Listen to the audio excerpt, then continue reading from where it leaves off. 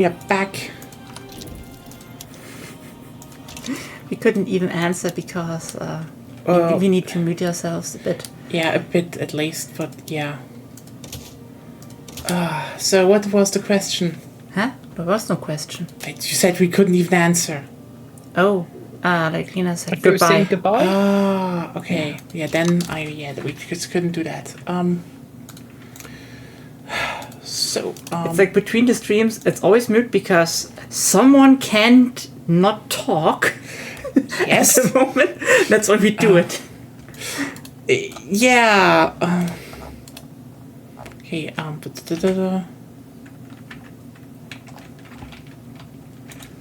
I still don't like how Helldivers is kinda incentivizing you to buy their season passes. Yeah. Like okay. because you can only store 250 medals. If you do not play actively enough, you get nothing from orders completed and stuff. So you either have to dedicate a few hours farming super credits if you don't play actively, Yeah. or buy them. I mean, that's the point. Let's just be really clear. No, that's the.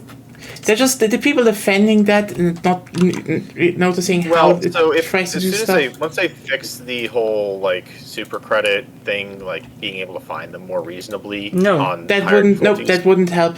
That would not help. The only thing they need to do is uncap medals. That's a thing. Yeah, they would need to do that. Yeah, because when I'm not having enough. In a second. Yeah, great. If I don't have enough super credits to buy a warbond, and I log in after like, I don't know, 3 months of inactivity, and I already had the full amount of medals, I will get nothing. That's literally incentivizing me to buy stuff. The other way that can be presented Not really. That's how game design works. Hold on. No, let me say. Yeah. Is that you can just spend your medals on the things that you haven't bought yet. But I have bought everything I want. If you've bought everything, then you don't. Just buy stuff you don't need. Yeah. Consumerism. If you've bought everything, then I guess that's it. I mean, that's why the cap is there. If such an incident occurs, it's just there for you to either incentivize you to play more or buy super credits. That's and that's just predatory design. Even if you're not full on medals, you still get medals even if you don't play. The point is, when I'm full of medals, I don't get medals. Become a hero. Yeah. That was the point to begin with. I think the intent is that when you have a warbond unlocked, that you don't just already have the medals for everything, and you work your way. Yes, that's called predatory design. For that. How is that predatory design? Because it still incentivizes you to buy more warbonds or play more actively. Because if you don't, you will run into the situation where the game will give you medals, but you can't store them anymore.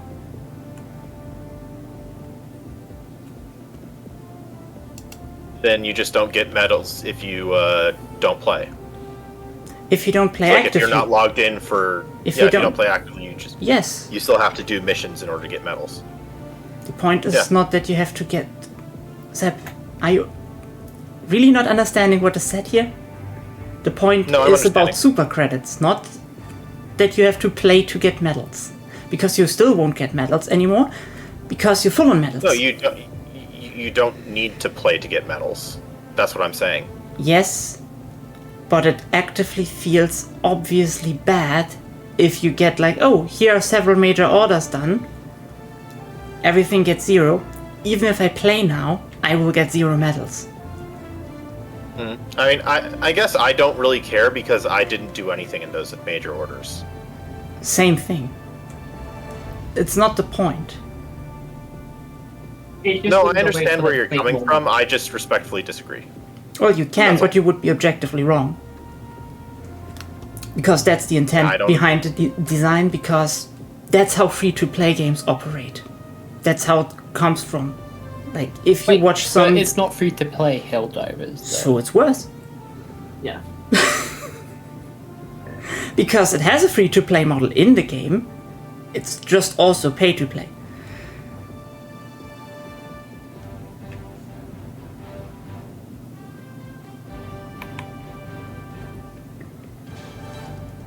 Like, I will not buy super credits on purpose, but I know several people who won't touch this game simply because of that. Because they couldn't not spend at that point.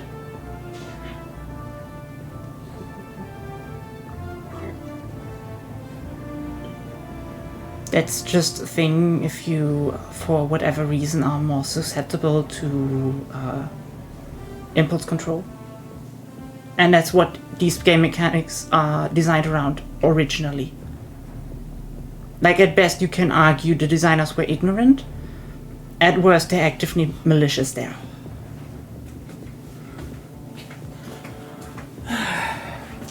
Which is nothing new.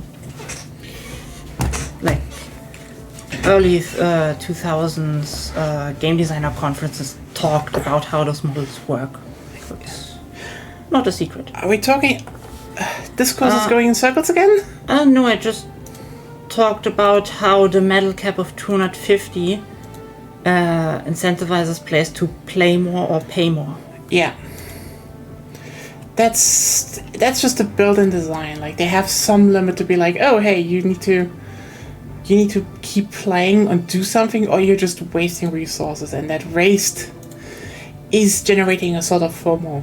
Like, that's the interesting part about it. Like, here's the thing. We can always talk about what is like a good system versus... But like, all systems that want you to spend more money also want to have incentivizations that you do spend the money. And like, Helldivers 2 kind of made a very sensible thing, actually, to go and basically outsource their FOMO to other parts of, the game than the ones where people jump to immediately, like, oh, if the war bonds would rotate or something, or oh, you cannot buy, you can only buy the super credits or something. They just put the focus on a few things that if you're like a super grinder, or just you won't actively. if you play very actively, you do not have a problem. But if you play a little less, well, suddenly it's more like pay money or you can't catch up anymore. And here's the thing. It's not necessarily don't catch up, but it is... it's wasting resources, like you said. Yeah, like for example, I'm currently looking at the fact that this pass is almost done, the cutting edge one, and I would almost at 250 medals again, and only have 700 super credits, so either I go farm now to get a new warbond, or I will start wasting medals soonish. That's just the thing they want you to... This is just how they are doing it. You can ignore that, but... It's a good thing. What? What? Not that it's a good thing, so I'm making some tea. Yeah, sure. That's the thing, It's not a good thing. My thing is just, I don't really care much about the whole war bond progression thing, like the whole system. I don't. The problem is you can't argue from a point of subjectivity because, we don't have impulse control issues. Yeah, it's the thing. Like this doesn't affect us. Well, then you're at least lucky. That this particular system doesn't work on you. Also, there is the thing of who has money and who doesn't have money as well. So if you got low impulse control and you don't have much money, and this is like the main game you play, sort of thing. That's when it gets kind of predatory and not good. Plus, like, most people aren't rich, so the likelihood of and then who has the most mental problems? Generally, the poor people. And who has disposable income. and less disposable income. That's actually not even the thing. Like, in terms of like actual studies, whales are usually people with not a lot of disposable income. Yeah, I know.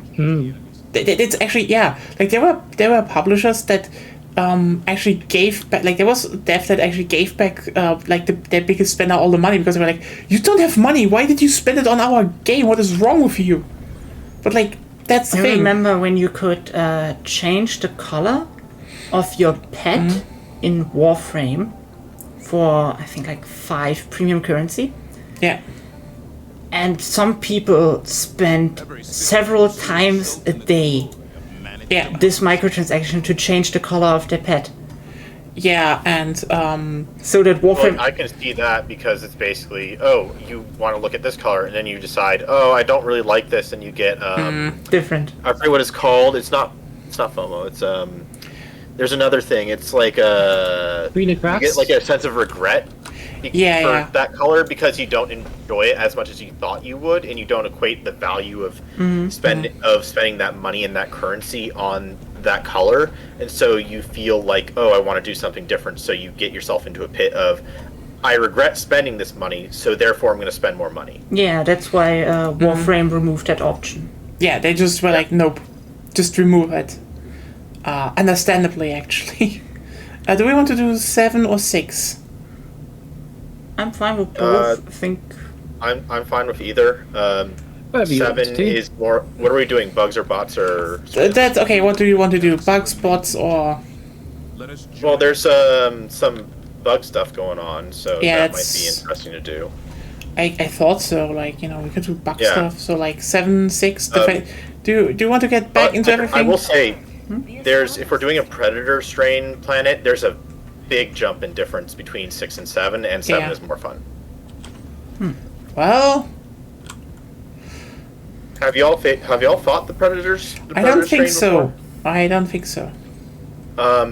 Essentially, there's a bit more swarming. There's things get a little bit more hectic, partly because the bugs can blow up, and like when they die, they blow up, and it does like I think it does like slowing and damage. I forget exactly. It's kind of like Bile, but it's a little different. Huh. But yeah, what I want to damage type? look at. What? Of the explosion. Is it explosive damage? I don't know. No, I think it's acid damage. Okay.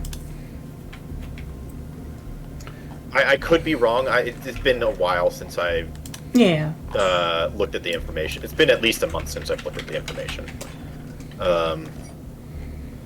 I just remember I've had a lot of fun with...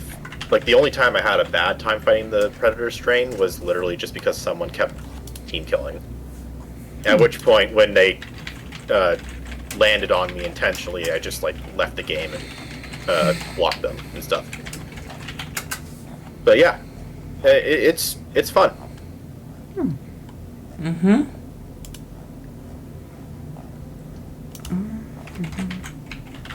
You struggling to pick a thing? I'm looking through some stuff. You have no time if you want to play Helldivers. Okay, yeah, I guess. Then stop it.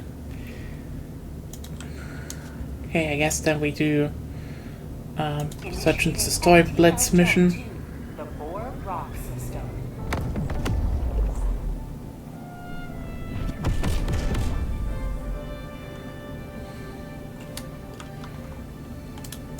FTL jump success. Oh well. So we're fighting against bugs. It's bugs, yes. Mission coordinates locked. Hellpods prime.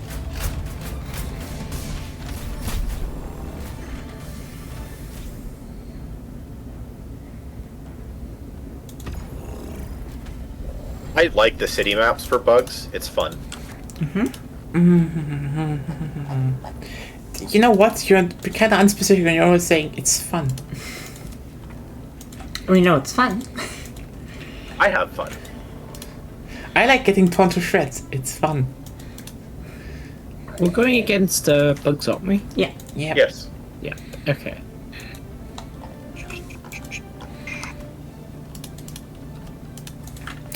So, shotguns.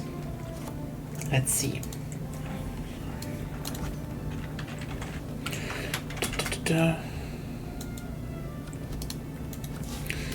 And we're blitzing, by the way, so time to get the grenade pistol out. Probably take the thermite. Yeah, I need. That reminds me, I should probably change my primary loadout because I think I was last diving on bots. Okay.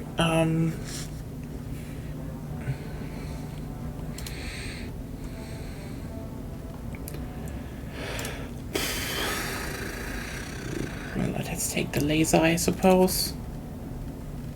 And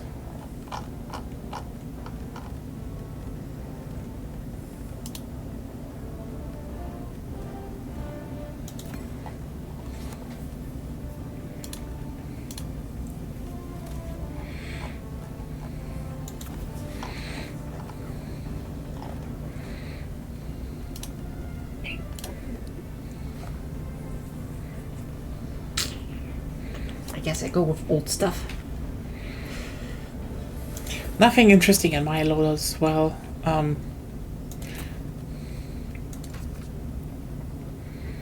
Right, I think the chemical dog was good, right? Yeah, the chemical bot is pretty good. For the chemical backpack is pretty solid. Laser and gun are pretty good here too. Laser's decent at chopping legs off bugs, which essentially neuters them. The gun is the same as usual. It does good. It does good at headshots, but there's more bugs I think that are good at resisting or like avoiding being hit by the regular guard dog. Now it lags for me. What is going on? Same for me, just not as worse. As bad.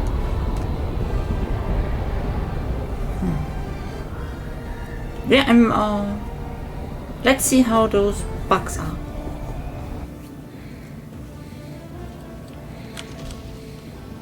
At the very least, as long as y'all are not too far away from me, the bugs should have a hard time targeting you because my guard dog.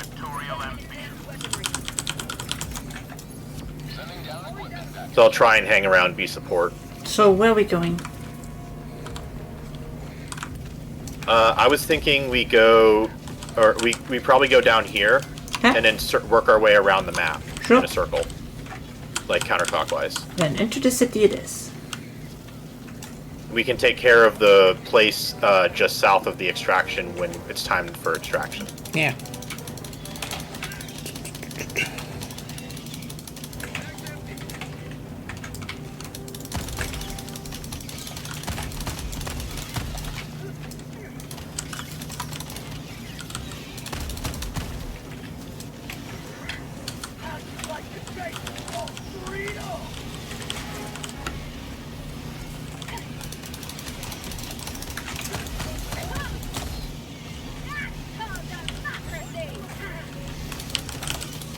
Oh yeah, careful with the predator strain. The hunters can go invisible. Oh, wonderful. And stalkers don't go invisible anymore when they're predator strain. Instead, they are much better at hunting you and hunt in packs. Like. Oh, okay.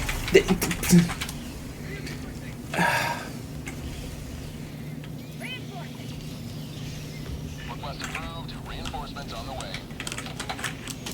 Requesting air support.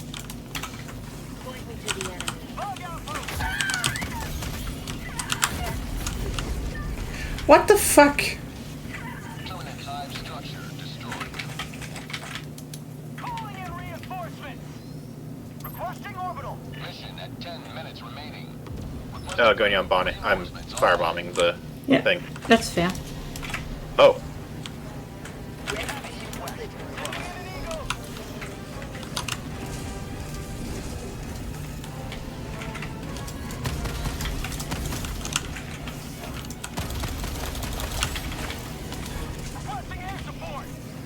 Yeah, Ruben may not go. Probably not. Don't go closer to it.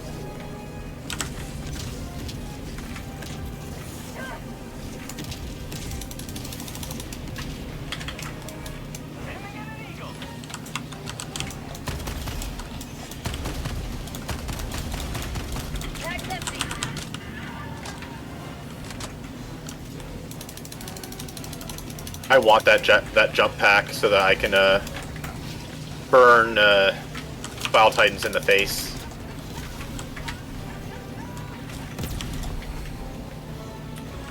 So many Bile Titans.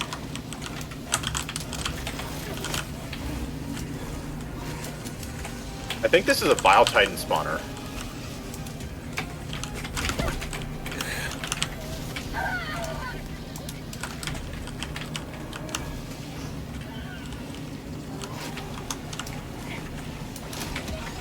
Oh, I was trying to get my stuff back.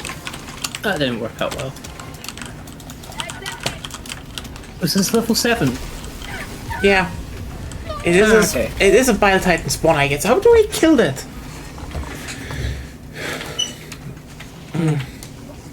Zep? Yeah, I'm sorry, I screwed up, and I killed the heavy bug nest. Okay.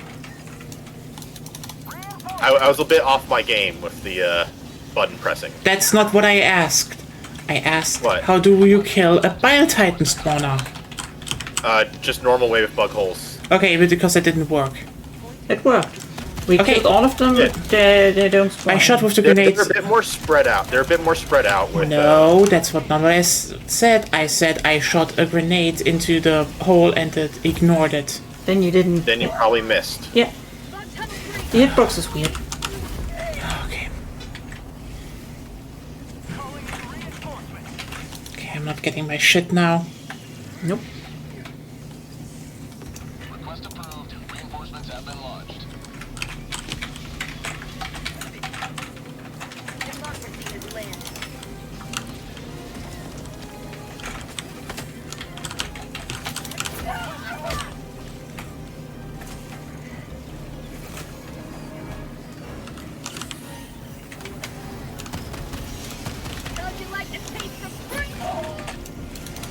Alright, I'm heading over towards the next nest.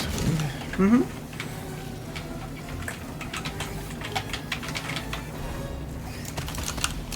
And yeah, are you checking the I am not checking locations for- anything. I said checking the locations. I am not checking anything Okay. because I don't have my stuff.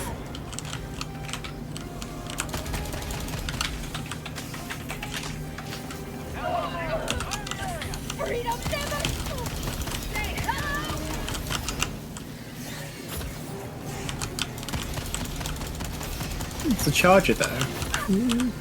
It was a charger in a second. Yeah. No longer a charger. Nice. Oh, but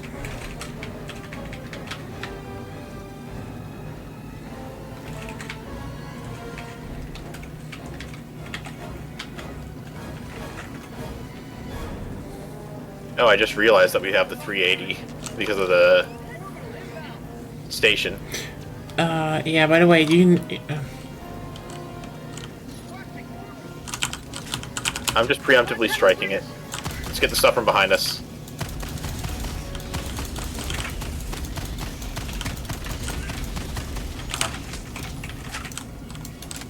Careful, Ruben. I'll watch behind us. I'm going to extraction. Yep. Let's get out of the city. Wait, did I Wait. clear that? puzzle? Yes, Alright, no, it's not Yeah. done yet. it is. It's done enough. Let's say it like that. Okay. I do open that thing over here though. You do that.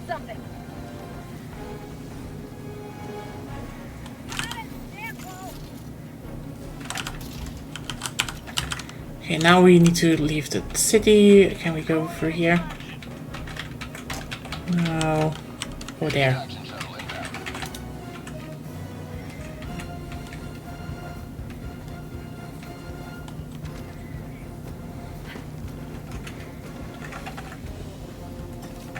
I think the bubble shield is probably useful again here because they just don't slow you then.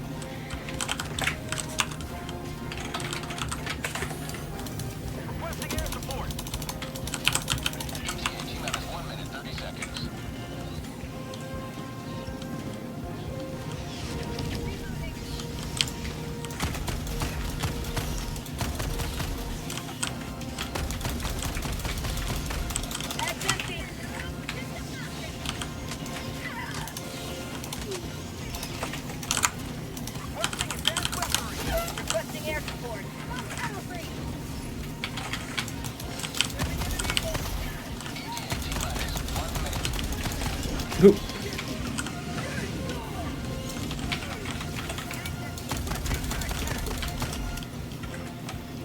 Yeah, if you want to shield, I'm getting one down. I have a rover right now, so a bit more firepower, which is useful.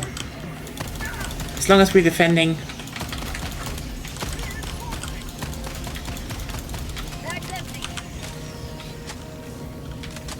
Ruben could use the shield though. Yeah, I'm definitely bringing the shield next time. Get yours now. Something, Agonia, something of yours landed on me. That could be it.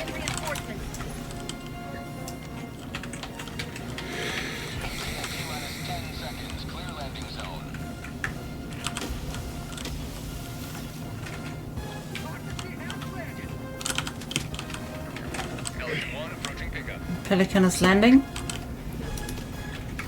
Yo.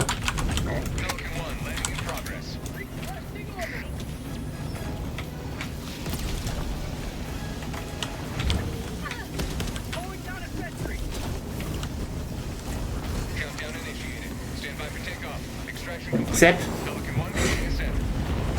Why? Leg smashed into me as I was moving. Why were you still out there? The pelican was down. I was moving. You have to move in order to get into the pelican. You realize. Yeah, but like you were pretty. Could have been closer. I didn't see anything. What happened?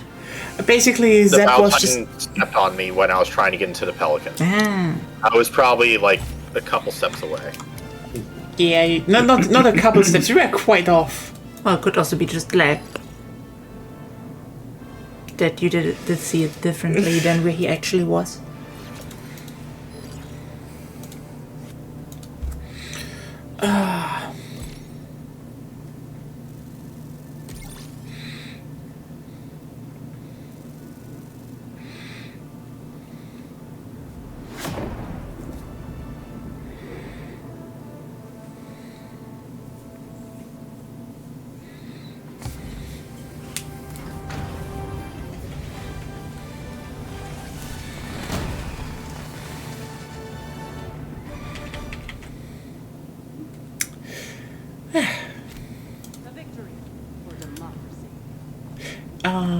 Oh yeah. Zep. Yeah. How are the two bridges called in Brooklyn? The Which two bridges? there's the There's Brooklyn many Bridge. bridges. There's the Brooklyn Bridge and another one. I The very famous ones. think it's the. Hellpods Prime. There's the Queen's Bridge. I want to say. No, it's a big one of the old ones, with like metal stuff. Oh, like the big there's the Manhattan Bridge, the George Washington. Could be that it was George. Queensboro, Let me just. Brooklyn, and so on. Yeah. Right, it's hard to say which one you mean. Yeah, like I just was like, I don't know. It's just a bit. I had some thought. I'm currently just thinking about something again. And just was like. They don't do too much of a good job of naming them outside of like Brooklyn. Or, I mean, the Brooklyn I Bridge guess is the Brooklyn Brooklyn. is the famous one. The Brooklyn Bridge, Yeah. and then there was another one, but like, yeah. They're generally named after the borough that they lead into. So I know. you got Manhattan, Queensboro, and Okay. Hell's Kitchen, I think, or Hell's Gate, or whatever it's called. I Hell's forget. Kitchen. We know that because Daredevil Yeah. is set there. It's Hellgate. Not fair. Oh, I guess. Why is it called Hell's Kitchen, actually? What the fuck did they do? I don't know. Ask Gordon Ramsay. It's fucking raw! Sorry. I'll admit, I have been on a Kitchen Nightmares watching spree recently. Oh god. Okay, yeah, I mean, so a bit came into it, like, okay, weirdest shit that happened to me. So, if you don't know, I'm currently streaming Castlevania Order of Ecclesia by demand on Sunday. So here's an interesting thing. They kind of have like a spooky sound playing when you enter a new area for the first time. It's the fucking Sting from Kitchen Nightmare. When Gordon Ramsay looks at some hygiene problem, it's like, no, it's that. It's the same fucking sound effect, just with a bit, like Kitchen Nightmare has like a little bit added to it, but it's the same. It's just like voice. God bless stock sound databases. You ruined the game for me. It's not the same when... Watching old Kitchen Nightmares episodes, having a more like adult perspective on things, oh my god, the editors and the directors are insanely good in that show. Yeah, like doing actually reality TV, like it's hard. Like the thing about reality TV is like, help! The tree has me hostage. That's not that's a you problem. I'm in. Help me! Thank you. There you go. Now I just need to Saruman moment. The trees are angry. Hello. Yeah. The trees are carnivores. No, the trees are angry. Have you never seen... Is this what they call a tree beard moment? Yes. I don't know. Kinda. End moment. The trees are speaking. Oh well. They do that as well. It's like reality TV is like very interesting in that regard, but it's always kind of hilarious when a bunch of those shows are like. I think the funniest bit is always that there's like this thing going on during like a lot of those shows where it's like, the chef's like, Gordon Ramsay's gonna like that. Gordon Ramsay, I fucking hate it. And then I'm gonna move away. And then there's like some old grandma that made the dessert cake and stuff, and she's like, he's probably gonna hate it. And then the Gordon Ramsay's like, oh, I fucking love this cake. I like the Gordon Ramsay stuff when Gordon encounters like crazy drama. Yeah. You watch the British versions of The Gordon American Ramsay. version is so much more unhinged of Kitchen Nightmares. It's so much more unhinged. The British one? Yeah. No, the American one. Yeah. The British one is tame compared. I mean, also in Britain, I feel like in Britain at least the struggles are more normal, while in America you just have sometimes. I mean, okay, so sometimes the people are crazy in the American version. I mean, there was Amy's Baking Company, and yeah, I mean, so the guy was basically an Israeli drug dealer dealing in coke or whatever. I mean, that's one thing. He was probably tweaking on product. What else? No. The thing about Amy's Baking Company, like, here's the thing. She was actually, she actually had a prison sentence before for, like, literal, how's it called? You should actually credit fraud. Raise the flag slowly. Yeah, I'm just taking... I got the special venom. Oh, yeah, nice. So that's the thing. The husband also like was in the USA and was like, they want to here's the thing, this isn't against immigrants, it's more like Europe. I think Spain was still looking for the guy because he had to serve a sentence there, and they were just like they want to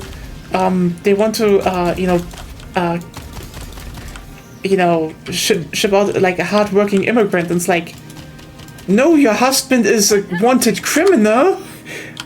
What are you talking about? Anyway, by the way, she's a Trump supporter. She's a MAGA truther. I know. The most shocking revelation of them all. Amy from Amy's Baking. She's in the cult because they accepted her for her craziness. And they like feed. They I need some more ammunition. Calling down resupply. Okay.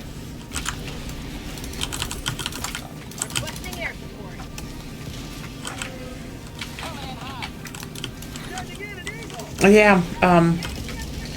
It's like that's one thing, and like fun fact, what happened is they basically went and they sold their they at some point later just sold their thing because they just kept being like, we are being bullied by people on Yelp. That just they were just like, no. It's always Yelp's fault. It's the Yelpers. Anyway, then they moved to to California actually, and after going from Arizona to California with that kind of mindset that they have, it's not going to work out, especially with all those employees they were going through. Interestingly, she changed basically business, as in became she made a, what's it called? To the next flag. She made a like a delivery service for cakes. Like apparently she was pretty good at baking cakes. Well, apparently it came out that she had the cakes that she offered Gordon she bought from a store. Yeah, that's one thing. Like that's the thing. She literally said she bought everything from a store, but she didn't tell Gordon, because he's the thing. In America, you can just buy and resell things. That's a God-given right. And the Brits, they just don't understand it. It's a culture thing. And you're like, what are you talking, girl? What the fuck are you... What? Yeah, then she was a MAGA person. Like, are you even surprised about that? But anyway, what happened later is, and I shit you not, they, after that, moved to California, which was apparently also just to... Should probably kill the nest on the way. Yeah. To dodge immigration, after immigration got... They moved to Israel. Yeah. Obviously. Well, they got divorced as well. Later, yeah. And, then the husband had a meltdown over her. It's like, what? Why are you all like that? Well, they're all just insane. They were self-absorbed, especially. That's the thing. Oh, and that. Please reinforce me on my corpse or something. That's the thing. This self-absorption is the. I mean, he was a drug lord, so it kind of goes with the territory. The hashtag not all drug lords. Sorry. Yeah, I mean, here's the thing. It's not that he was it may not be that he was predisposed to that, but the job. I say job. Technically, probably caused some issues that may have been underlying to become more pronounced. I mean, yeah, but especially if you take when you're looking over your shoulder, and then take your own stuff. Yeah. Then. Yeah. He was. You know what? He was a real life Tuco. Oh, from Breaking Bad. Yes. I mean, no. I mean, Better Call Saul. God, Tuco was. Okay.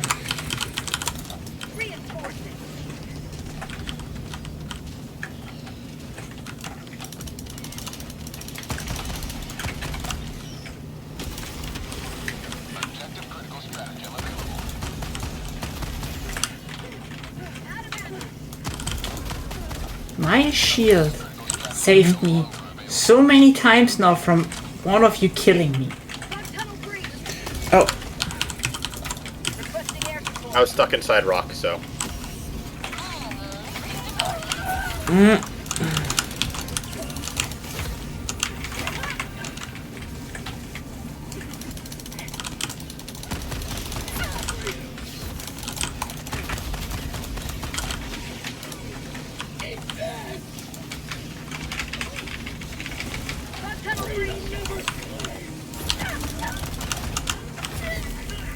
Okay.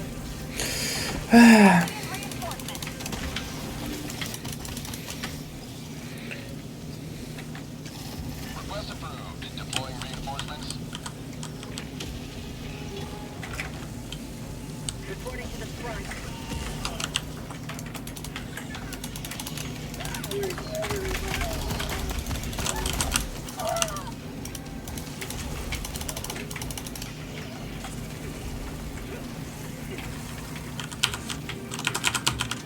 God, those are many.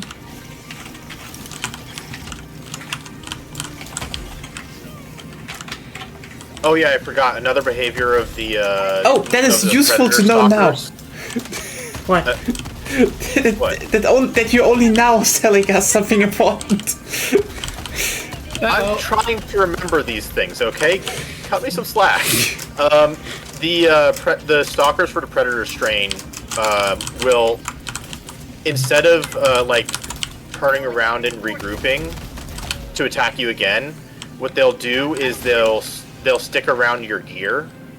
So if they kill you and they'll like gather around your gear, meaning that you can't like recover it. Good yeah, to it's know. harder to recover it.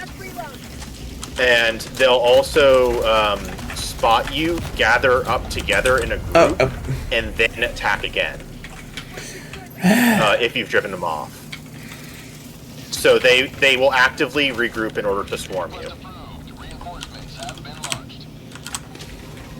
There aren't that many anymore.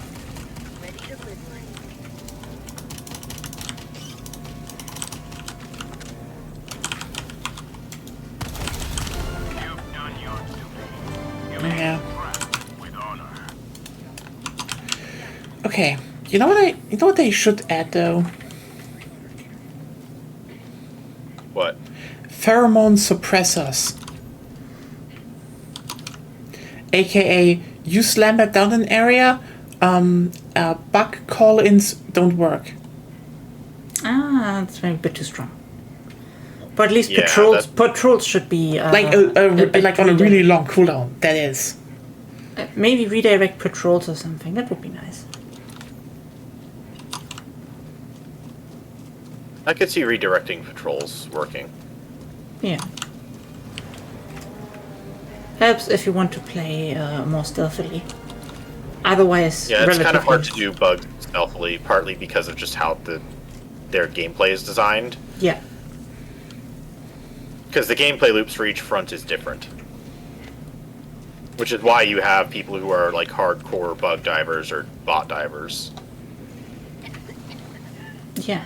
Like with bots, it's a lot simpler to stealth with bots. Mm-hmm. Yeah, they don't move that much, and they are easier to take out.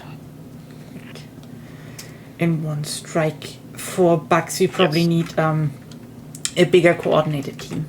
Yeah. Also, with bots, the only one type of enemy can call in support. Well, technically, several variants of the infantry soldier can, but yeah. Yes. Where did the bug breach happen now? Just run from it. I mean, I know, but like, where? To the west. It's probably behind us somewhere. To the west. Are you picking it up?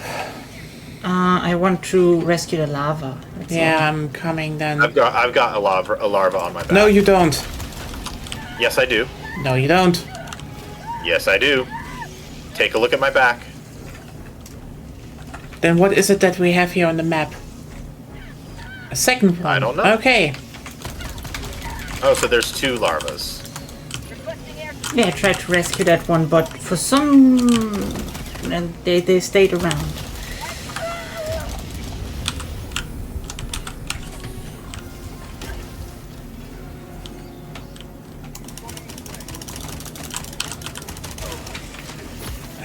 Maybe it's bugged out, and I have. Well, maybe the UI is bugged out. No, here's a lava, I think. Got dog breath, or do you have it? No. Then it's bugged. Then it's bugged. Yeah. Okay, then... Let's go.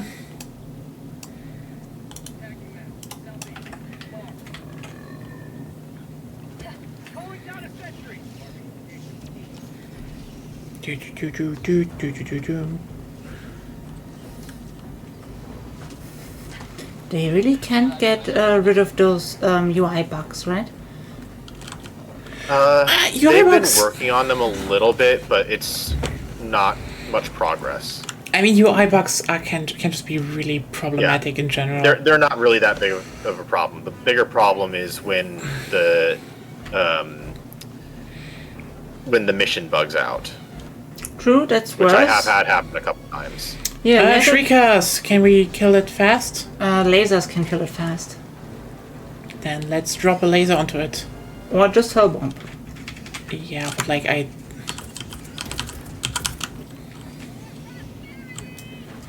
Requesting orbital. Objective critical stratagem available. Enemy tactical asset within range. Objective critical stratagem no longer available. There we go. Let me keep heading towards extraction. I'm just keeping an eye on it. Okay. Works.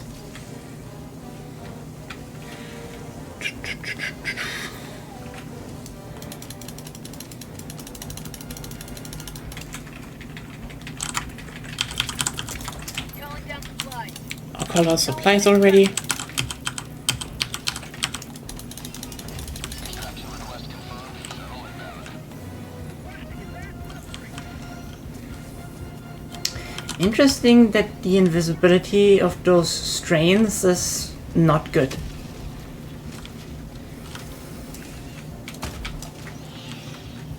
Well, it's meant to be better working when you're dealing with like visual impairments like spores and stuff. That's meant to get in the way, but you're still meant to be able to see it. It'd be a little weird if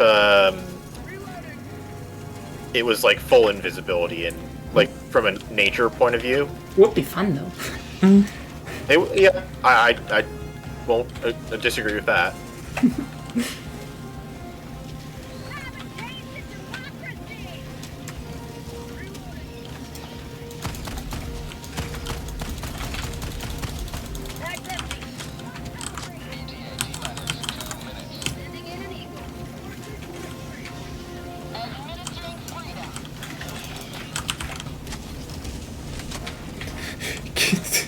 The flyer just fell onto our supply pod and crashed it.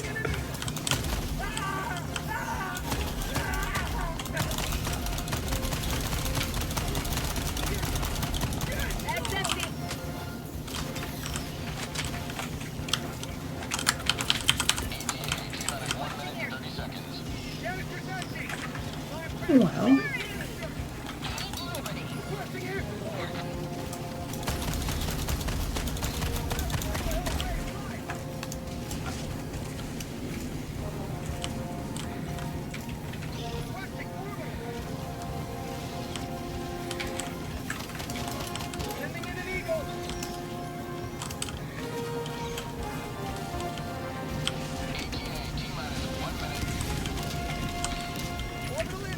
Have they nerfed the...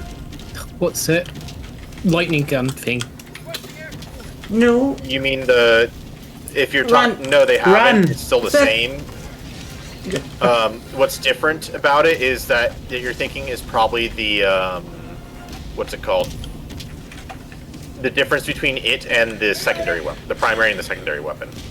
Or supporting weapon. The support weapon has a lot more range. The primary has never had much range. No, the Ruben is using the support weapon. Oh, just shut up. Yeah. Doesn't matter. The stratagem one. Minus 20 seconds.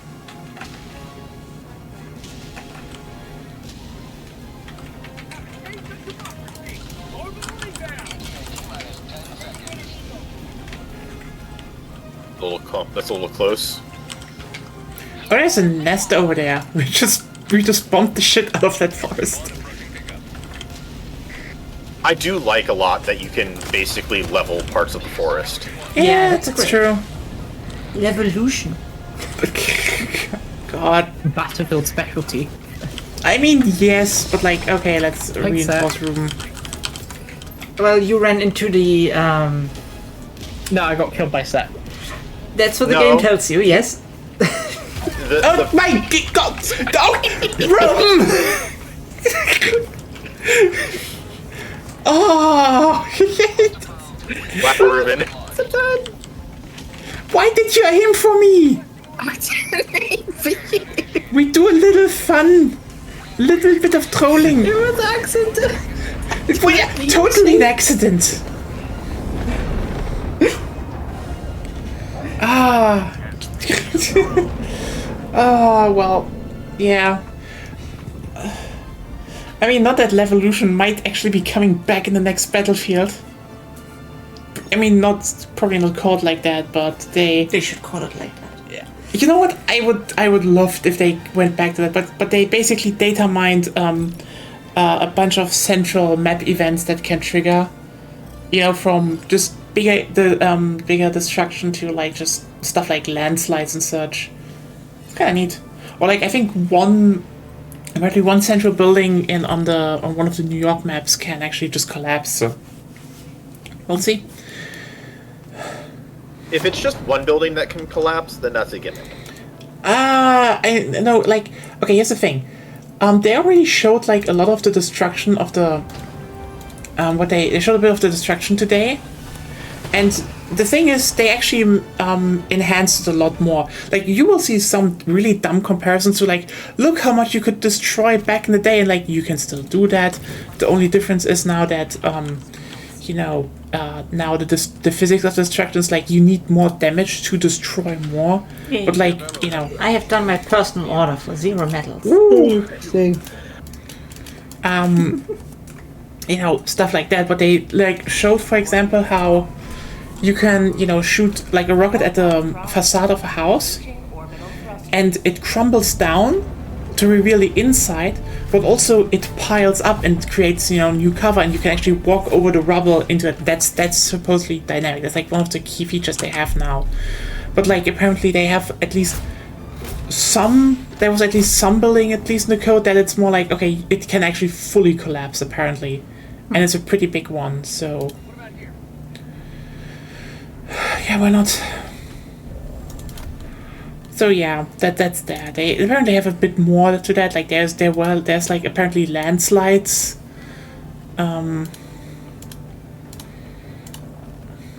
So. Also, Ruben, because of the supercritical CO2, where you said the idea has been around for a while. Like I would expect that apparently they have built at least a prototype in Texas or something. Yeah, sounds reasonable. Sounds like Anyway, and if you can make it work, it's like a 10% efficiency increase over gas. 40% or something. Then 10%, like because I think steam turbines are around 40% efficiency, and the supercritical CO2 one is 50%. Like. Yeah, it's better, but and also smaller. So. Oh yeah, they're way smaller. We're talking about rockets now? No, it's actually turbines. So like for example, steam turbines.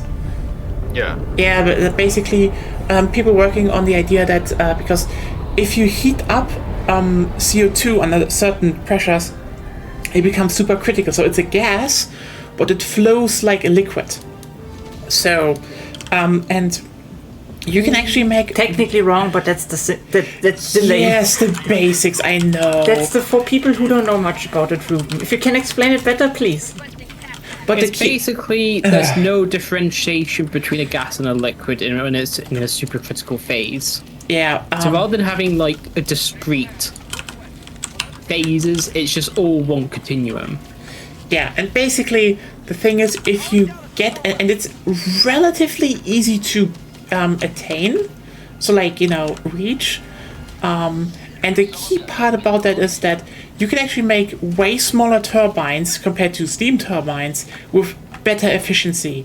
So the problem is that the quality basically and durability of the material needs to be way better. Yeah, so that's what they're currently working on. But like the thing is, it wouldn't solve what would like that's the thing. A lot of how's it called?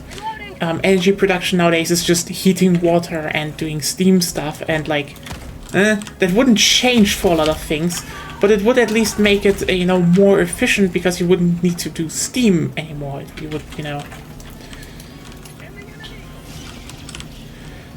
you would do supercritical CO2. How lovely. Those supercritical fluids, they like to escape out of everything, so yeah, it's got its own challenges. Yeah, sure. I'm not saying it's easy, but like... No, it's a good thing. It's a good technology. It's just... There are pros and cons. It's better than whatever the fuck some other people are doing. It's just so funny that then coal. Yeah. I mean, hey, we're currently shutting down more coal plants than ever right now, so that's good. Did the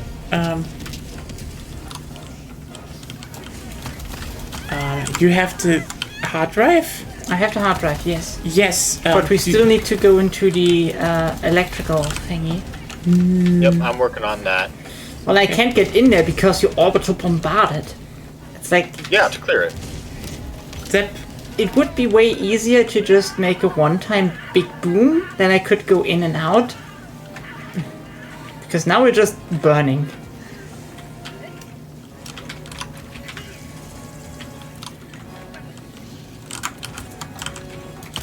Also to the northwest stuff. Because I'm holding the stuff. I've got a... Yeah, maybe I should do it because I have the thing under my arm. You can shoot, I can't.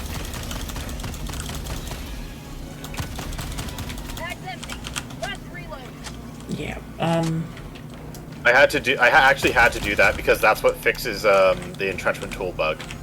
Okay. Which I had forgotten about. Yeah, if you tab onto one of the control pads and you've got the entrenchment tool bug, it usually fixes it. Well, that's neat to know. It's not a guarantee. I don't think it's a guaranteed fix, but it's like usually it's a possible fix. fix. On the topic of CO2, it reminds me the Netherlands have like a giant greenhouse where they use the produced heat and CO2. They pump it back into onto the plants. Yeah, but they're using gas burners for that, which is kind of not. It's not that good. Yeah, they capturing the CO2 and putting it on the plants. But that's probably not the best thing to do. Anyway, but if it escapes, that's kind of the problem.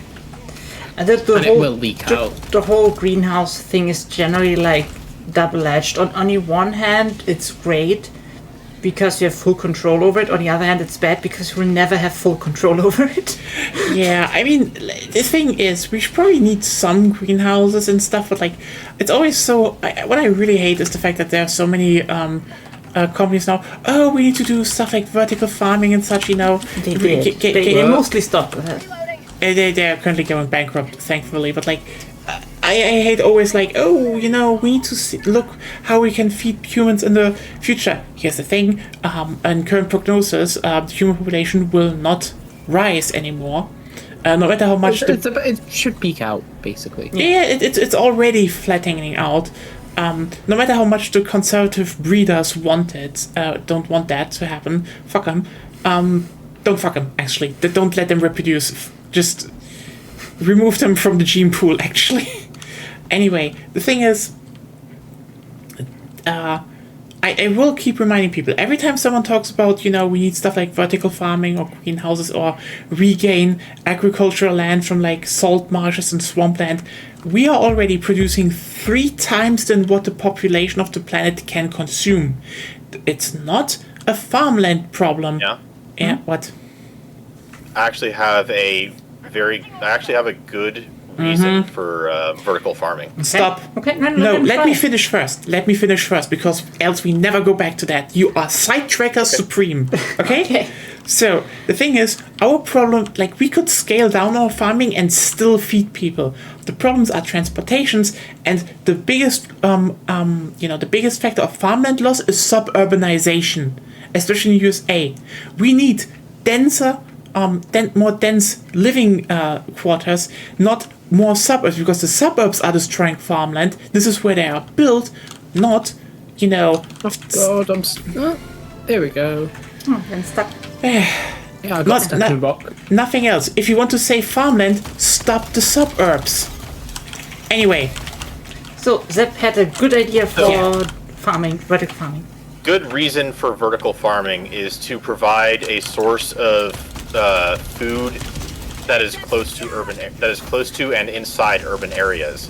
that solves some supply chain issues. Makes some things easier. That is true in a vacuum. The problem is that vertical farming has several downsides that outweigh that one. First of all, you know what's the main thing that vertical farming produces, because it's like the only thing that can actually be reliably produced? Lettuce. You want more lettuce in your diet? We can do that. We can organize that. Lettuce is great.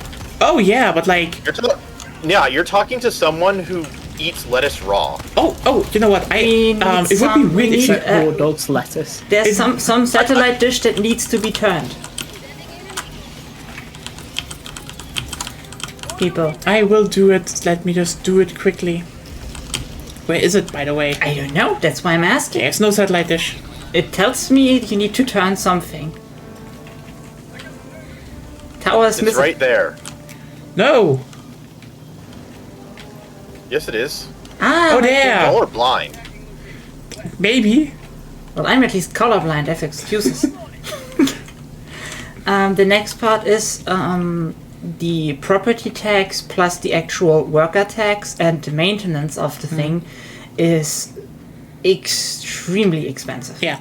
Also, that's where generally you'll work to subsidize that stuff. You can try. Yeah, but also the government needs to be involved in that kind of thing. If you want that, yes. But on the other hand, that you could just have good transportation systems. And here's the thing: even that would be way cheaper. By the way, even with trucks, supply chains in agriculture are nowadays so optimized they are like not even a real problem in terms of cost. Like supply chains are not a problem here. That's the irony. Supply chains are just not a problem. And like they weren't even a problem. Like remember, for example, a lot of cities back in the day actually had like inner city, markets directly under, train stations, because those train stations, at the stations in the morning, the trains arrived with the goods from the local farms, because, the farmers brought their goods to the stations there, and the trains then brought it all, nicely into the big city, and then people could just buy the fresh produce. Really? Really? Why didn't you stop shooting? You saw me shooting and then turned right. No, I didn't see you shooting. My camera wasn't there. I only saw it when you... Yeah. Then look more around you. I was killed by my girlfriend. That's not the first She's time. murderous. Ravenous. We're killing you several times. In this game and other games. Yes, I know, but I want you to stop it. I know. But yeah, that's the thing. Supply chains are ironically not an issue. It's just, if we have some farmland problems, it's fucking... Yeah, it's just the fact that suburbanization kills it. That's the main problem. Also, when I then hear people like, oh, we could, turn all of the, the big salt marsh as we have in the world into farmland, I just sit there being like, really? You're like, oh look, there are giant ecosystems here that we can just erase for farmland. Are you stupid? Based on the current economy and the economic system and the existence of carbon credits, that's actually a lucrative business. It shouldn't be encouraged, but it does that.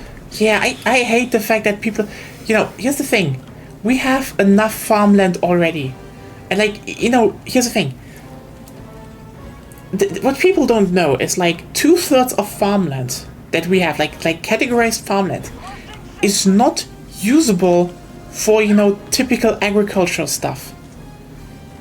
It's actually used for for example that's just stuff that you can only really use for like animal grazing and shit. That's a fact, by the way. That's just a thing we can't really solve.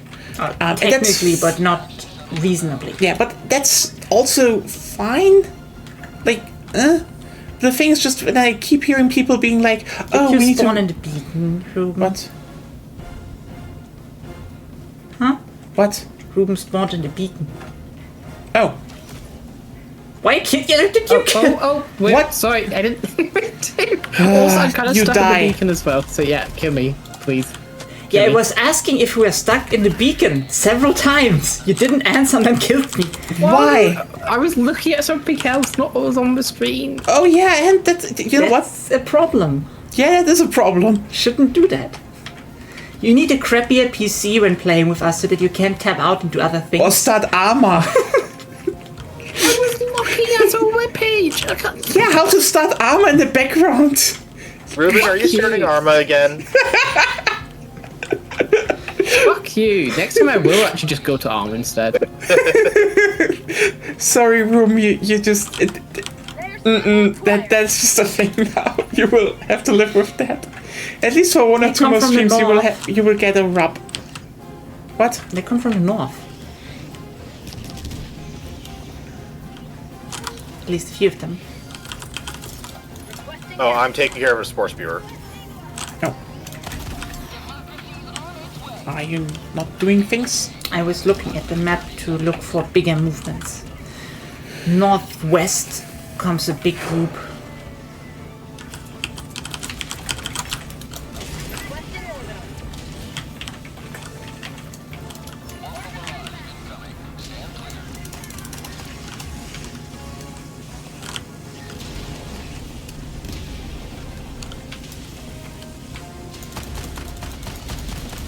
I wouldn't go so close there, yeah. Yeah. We were all just firing orbital barrages right now. When you have them. Yeah. Silence bug, 318mm orbital barrage. Destroy terminal spore tower, I guess. But there was one? Apparently. More from the west.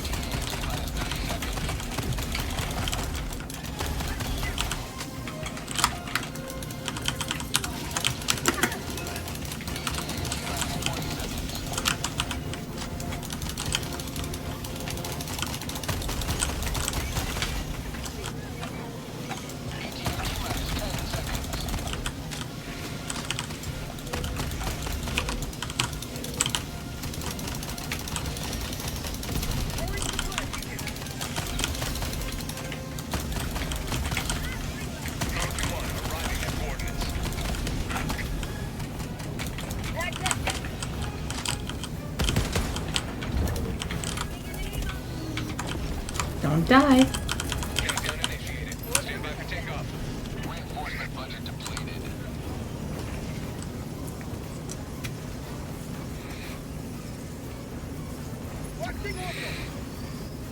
Extraction complete. Pelican 1 beginning ascent. Yeah, we fired so many orbitals, like... Imagine bugs coming to the surface be like, I guess I'm going to kill those humans, and like... What is going on here? Just fiery rain of explosives and fire. This is my life now. Actually, now that I think about it, I am missing that one. That is one of the 2 achievements I'm missing. You're missing achievements? Yeah, I had really bad time with getting the thing to land on it, the resupply pod to land on a charger, and I just never got around to doing the 6 orbital stratagems. Oh, we just went into a session with all orbital stratagems and just threw them all together. Yeah, I mean, again, it's not like a thing that I actively hunt. I think I'm probably gonna head now. Oh yeah. That's fine. Good night, Ruben. It's been fun. Night, Ruben. Don't forget to not start Arma 3. Allied destroyer has left. Hey, so if anyone in the chat is like, I might be down for some killing of bots or something. Yeah. I don't know if they fixed it, but apparently the kill count of bugs is bugged when you use AoE abilities, especially the nuke one. I don't think it's the total. So, like on the end screen, it's not. That's not bugged. What was bugged was using some weapons to explode bugs. It was counting the different parts of their body as each a kill. But as far as I'm aware, they fixed it. And the main the main culprit of that issue was the like drone grenades. it was massively over-reporting the amount of kills that I got. I heard similar about the nuke backpack. Oh yeah, that thing as well. That thing as well over-reported for a while. I think it's fixed, but I haven't. Yeah, it was pretty much everything big AOE. Yeah. That was strong and not like damage over time or something. I do wonder what kind of how's it called warband would be good next. We don't have enough anyway. I mean, yeah, but like I'm almost at the full medals. Just as a conversation point, like we look at themings of the various war bonds. So first we've got one that's basically like, oh yeah, we've got our veterans. Then we've got our like special tech. Then we've got explosives. Then a cold theme one. Then we've got a commando one. Fire, acid. LARPing, urban, martyr, I guess, then cowboy. I mean, for me, it's more like it's not martyr. It's more like how's it called? Fanatic. Yeah, fanatic. Yeah, it's a fanatic. Well, there's a lot of martyr stuff in that, but either way, fanatic stuff. So we've got those. What are we missing? Theme-wise. Can I say one thing? It's more like, you have like just generic more weapons. You have just a pew pew pack. You have an explosive pack. So yeah. Then it's like laser, I think. Okay, Polar Patriots is Stormtroopers on the Stormtroopers on Hoth pack. Okay, that's Viper Commando is Rambo in Space pack. Fair than that it's plasma. Yeah. Freedom's Flame is just fire people. So it's the fire pack, sorry. Chemical Agents is, the gas pack. So they went back to more stuff. Truth Enforcers is... It's basically, the red Stormtroopers from the new Star Wars movies. Yeah. Urban Legends is more like... gear and it fills out some empty spaces like the plasma pistol. Servants of Freedom is basically the... let's have the Inquisition from 40k here. And there's a bunch of big explosions. Yeah, and Borderline Justice is... I'm sorry, that's the Mandalorian pack. Yeah, for me next... It's just fucking Mandalorian. For me next up is Chemical Agents, because... Mandalorian is basically cowboy stuff, so... Similar. It's kind of a Western, but then they stopped doing the Western part, and... But, point being, what theme are we missing out on right now? Oh, what theme are we missing out on? Good question. Don't know. I'm not familiar with much shooty bang bang. We are missing out on the Steve theme. The what?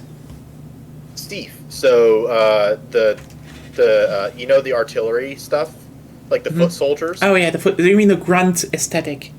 Yeah, we're missing out on the grunt aesthetic. We're missing out. So like that would be a good warbond to add in a bunch of like grunt style weapons. What would that be? You mean like possibly like a stratagem as well. Maybe some like heavy equipment.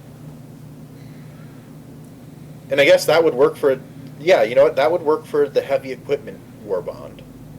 I mean, to a degree, it would probably be not the worst case, but like, I think in general, I feel like the more the game expands, they kind of need like an extra layer of stuff you could do with your character, like that you just have something. So one thing I heard that they're working on, like in the background, is they're working on like AI helpers, so like soldiers that will follow you around. They have already optimization problems. Yeah, I mean, I'm not. They're looking into it. It's not saying that they're actually actively like developing it. It's more like they're trying to see if they can make that work because they know that people want to have. They want to like do the Helldivers among soldiers. Yeah. Thing. But other than that, I guess. What I would probably say would be another theme they could do is World War One/World War Two, like trench style. Yeah.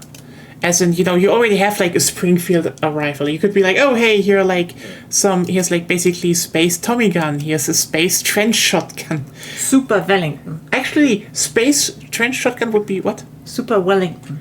Wellington? Yeah. What are you talking about? It's a weapon in a game, okay? That is World War One. It's a weird. I just saw the.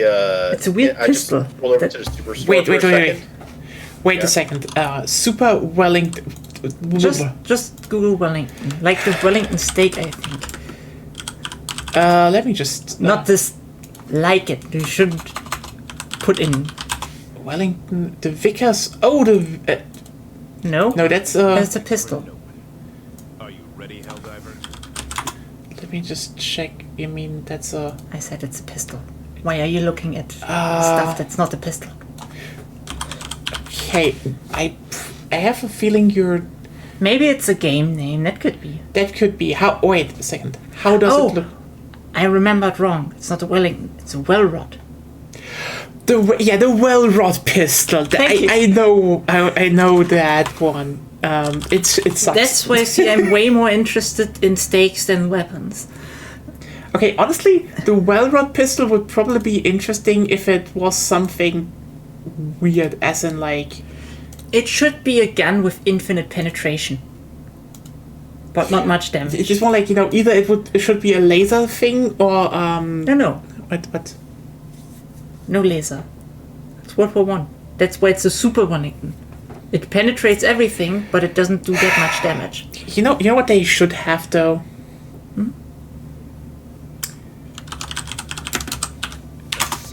A Mauser C96 in space. I guess. And you know what? Or the Wellington would fit well with the Springfield being like a one-shot thing. Yeah. You know what the sad part is? What I think that this game is actually kind of missing. That you can have like one attribute or like an attachment on a gun, because like for example, if I look at the Mauser, you know what? Having like the normal pistol, fine, but you know what's equally iconic? Having them with the carbine stock. Like that you can shoot on longer distances. That would be also cool. That's the thing that I was thinking about just now, is that the other, I guess another Warbond style that we're missing out on is like some sniper rifle stuff. Or like marksman. I know that snipers aren't exactly like ideal for this game, but marksman rifles and stuff like that. The Springfield isn't ideal either, and it's still in the game, so that's fine. You can have like obviously bad stuff in there. Yeah, like I had fun using the Constitution rifle. It's not great, but it's fun. Yeah, like you can have something that is similar to that, like I mean, we have a bolt action. Are we gonna do more bug missions, by the way, or are we gonna? We can just talk a bit. I'm a bit tired actually, and it's getting late. But like if we look at some older stuff inspired, there is obviously, this the Mauser. One obvious one that they could put into would be how's it called again?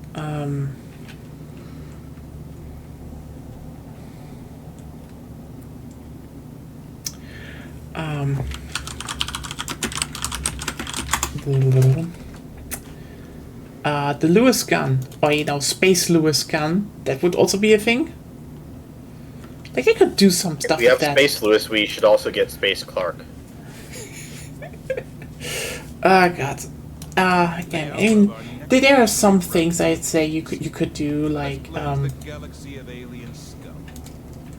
also like you could definitely make like certain like it's more the one pack with more old school guns from World War One, World War Two, and then maybe do one with more modern guns. And then you could do shit like again, what's missing is I think they need at least to be like you can slap one thing onto a gun and just make it weird, like you have like an LMG and you can use it normally, or you can chainsaw grip and just do some dumb shit with that. Oh, yeah, they could do they could do more stuff with like having dual purpose weapons. So like an AR with a grenade launcher undersling for it. I mean, they have that. I think you swap the modes through the R menu. It would be a thing, yeah. Like it just like it's not the best, but it would like it's something to put in. Yeah. I mean, this is like I just find it interesting that they just haven't done a lot of things with the weapons yet, and like. I know, people complain about, modern guns just being weird, but, like, old guns are weird. There is a lot of weird Cold War stuff. Like, you can actually get so much, how's it called, inspiration. And then a lot of guns are like, oh, hey, look, we have the, it's the breaker shotgun, but with fire ammunition. And, like, that should be a variant / attachment. It shouldn't be like something you should unlock completely new.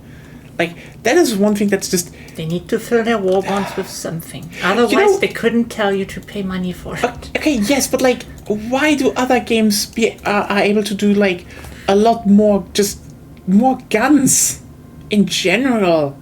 Like, I know there's like a lot of, just similar looking modern ones, but like even during the Cold War era, you have so much weird shit, and then people dig up sometimes even weirder old shit. Like, for example, no, your avatar's gone again. How the hell did that happen? I don't know. Anyway, I will say that the difference between Arrowhead and like EA or the other studios is also like the breadth of experience and research history that they've done in it's probably lower, learning about weapons, developing them for the games, and that kind of stuff. Arrowhead doesn't have as much experience with fair, but like also weapons. Like they know the other studios, like some DICE developers from DICE were like, oh yeah, we were visiting Arrowhead the other day, and like, oh, you could have talked with them.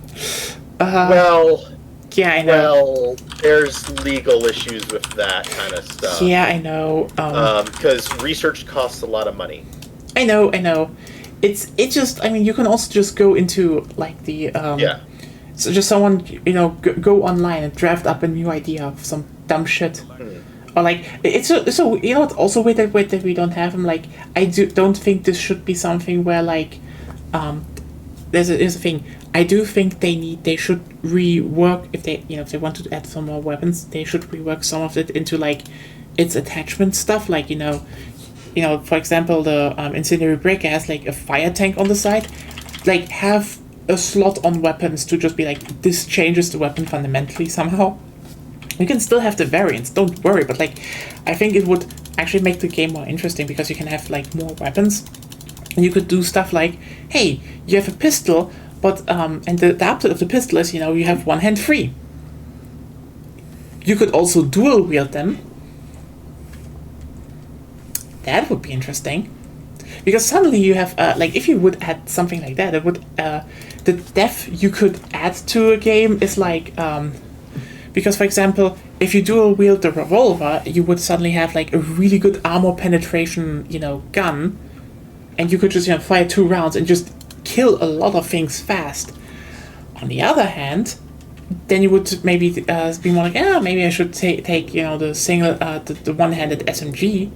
That would be interesting, and stuff like that. It would actually change up a lot of the thinking of how would I interact with the game the moment you could actually just adjust a little bit more with the guns. And even then, I think like they should maybe have some guns where you can actually change the mode. Like, for example, hey, this one works like a shotgun, and then you change the mode and it becomes an LMG.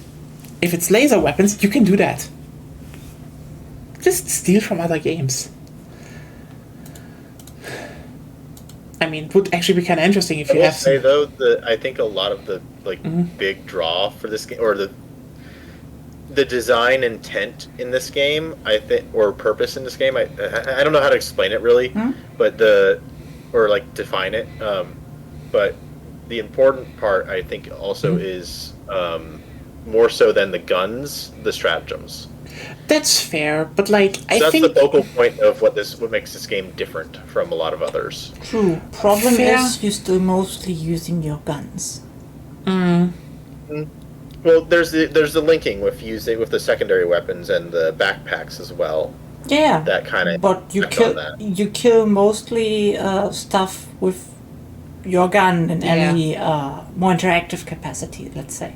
Yeah. Like, of course, you can kill a whole bug nest with a lucky barrage, which is great. The game does that well, no questions asked. The weapons is where it has a few. It's an intrinsic part of gaming. Like, I think that's probably also the thing where I'm like, here's a personal thing. I agree with you on that, but it's not like I played a certain co-op game before where using quote-unquote stratagems / call-ins was also kind of an essential part, and the guns were interesting. It kind of started with, Call of Duty Ghost Extinction Mode, because they had the first time that you could be like, oh, hey, we have these big alien hordes, kind of like insect aliens, and you could call, stuff like, you could call stuff like artillery strikes on them, or, call in the gunship. Gunships would also be an interesting stratagem, just pointing that out. Yeah. There's also... Yeah, then we could have anti-air bugs and anti-air bots that needs to be prioritized in targeting, because they can shoot down gunships. Yeah. Well, there is a anti-air bot emplacement that you can encounter, which interferes with calling in eagle strikes and such. Yeah. So there is that. There's That's great. It's one of the variants of the mortar host that can appear. I think at 7 or 6. I think. So they have that already. So the bugs could have like a mobile version of that. Maybe they're doing interesting things. They have the factory Strider convoys, which have like a Strider that has a jammer on top of it instead of a cannon turret. Yeah. They have a lot of interesting stuff on the bot front right now. The bug front is really just has the Predator strain, which is fun. I will say it's fun. And the Illuminate exists. Yes, and the Illuminate exists. I keep saying this. The Illuminate front is not going to become a priority for the player base until they release until they flesh out the content. Yeah. They need to do something interesting. That it's like, yeah. I mean, you know what? Let's just be clear. I know probably some people will hear this and go like, oh no, you're suggesting Call of Duty stuff. Like, here, like, for stratagems, I'd say, again, steal from the shit that's popular, and like, for example, I said, you can make it, you don't need to do it 1-to-1, you can definitely change some stuff, like, for example, But what if you're a Pal World dev? Then you need to steal Then change your fucking job. Then you need to steal so blatantly that people actually try to sue you. No, steal so blatantly, people defend you just being like, it's parody, it's just very obviously stolen, but it's parody. So I will say, all of my defenses that I've ever had of Pal World, which is not much, none of them have been parody. That is the weakest argument to be made. Yeah. It's basically a non-argument, because the game takes itself somewhat seriously. Yeah. Like, I think Nintendo sued him over like gameplay stuff, which is on its own also. It's literally a gameplay thing that they retroactively patented. Which specifically from Arceus. It's my point is just that on its own is also extremely absurd, because you shouldn't be able to own a game concept. Like, that's one of the things where like, the Pokemon company sucks, but like, let's not like pretend as if Palworld is like creative here. Like, they're I think the second worst outcome, or the second or third worst outcome of that whole thing is what happened is basically Palworld changed their system for basically throwing their orb.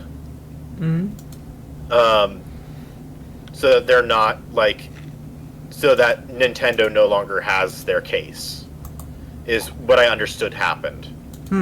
Okay. So it didn't set a settlement precedent, which is a good thing, and it didn't set, and Nintendo kind of got away with making the patent, which Power World could have challenged, but they didn't, and they probably didn't. They didn't have the legal experience to do so, and not the money.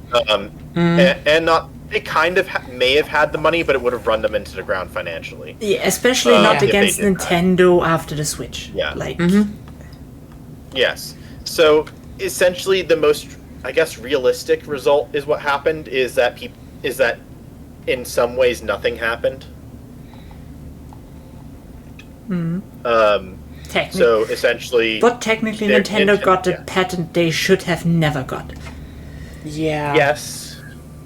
But thankfully, because it never escalated very far, I think with all the sour opinions on things, my guess is that we might not see very much more from that, especially because this was a... we'll have to watch Nintendo in the future. Definitely. But I wouldn't be surprised if this was just a one-off thing for Nintendo. Yeah. I also wouldn't be surprised if they continue to escalate things, but they try to stay out of legal trouble, and this feels like it's a slippery slope for them. Yeah, let's just hope they either won't or just can't enforce the patent, because hopefully they just leave it at, we were just protecting our IP and we're not doing any more of this. Because you can critique Power for sometimes directly stealing some models and changing them. You can critique them for being creatively bankrupt, but that doesn't mean that what Nintendo's doing is good. Yeah, Nintendo's and in Power World's credit, they did literally make the Pokemon game that everybody's been begging Nintendo to make, and Nintendo's just said... I mean, not really. They kind of made an arc game. It's just... everyone just... did. Let's just... Okay, here's the thing. Let's just not pretend that they made a Pokemon game, because what they did was make an arc game with Pokemon stuff, and now people claim it is, even though it was more like a lot of people bought it because it was a middle finger. Well, that's it why was I a hate buy. said it the way I said. That's the way I said it. The way I had said it is that it's not actually a Pokemon game, but people have wanted Pokemon to have essentially an arc game. One where you're kind of open world. Pokemon are in environments and they're roaming, and you see them and you catch them and you do other things and you do arc style stuff. Now, I don't think we needed necessarily to go full arc. I don't think that's what was being asked, but essentially I think that's what I've seen people begging for since probably 2005. At least. More quote unquote open world Pokemon, sure. But I don't think anyone has ever successfully done open world Pokemon. Not even Pokemon. I've seen a there was a game that I saw back in 2006 or something. I don't even remember what it was. It was so long ago. A friend of mine, an acquaintance of mine was playing it. I watched, and it was essentially Pokemon, but you see the Pokemon in the world, and it's kind of 3D, I'm very blurry on some of the details, but I know it existed. And you would see the Pokemon roaming through the grass, and you would interact with them. Yeah, I mean, Pokemon did that already, but yeah. They did that already, but bad. The reason why they failed is just they failed to make interesting environments for the Pokemon to roam in, the routes, essentially. Yeah, there's a lot more going on there, but yeah. So you know what? I kind of wanted to talk a bit more about some other stuff, for example, here's the thing. Stuff they could do as stratagems, I just looked a few things up. Okay. For example, one of the most obvious things is have a gunship. Not that you can actually control it, but have something just you call hover in over gunship support for a certain amount of time. Yeah, it hovers over you, and it's boom, boom, more precise. They technically already have that system in game, because if you call in the Pelican, and as it's approached, It's I remember correctly, before it lands, if everybody leaves the landing zone, it will shoots. follow. Yes. But like it's more like a bigger it's more a bigger thing, you know, like a bigger cannon fired and like actually circling. Oh, okay. Or just two small ones. You want a super fortress flying around. I call it a gunship, AC-130. You know, that would just be kind of cool. And they already have at least the groundwork for the AI because the bots have gunships. Yeah. It's not the one I want to. It's more like one that's circling. You know, make it distinct in terms of. Sure, but they have the groundwork for the AI, so we know it's possible. I mean, technically, you kind of have that with the democracy station. Technically, it doesn't function the same way that you're wanting it to, and it's not the same thing. But so, like with the Eagle Storm, for example, that is the effect is similar to what you were asking for. Yeah. So most likely, I think what might work as far as like implementation is adding in a passive 380 targeted strikes, or just what's the thing? The precision, the first stratagem that you use. Yeah. The first bombardment. That one, if you could just have that as just passive bombardment from the station. You can do that. And the station is moved by the community, so I think that's that's a fun and interesting layer to that. Yeah. Potential idea. Also, interesting things I would say would be something like UAVs that actually show you exactly where enemies are and where they're looking.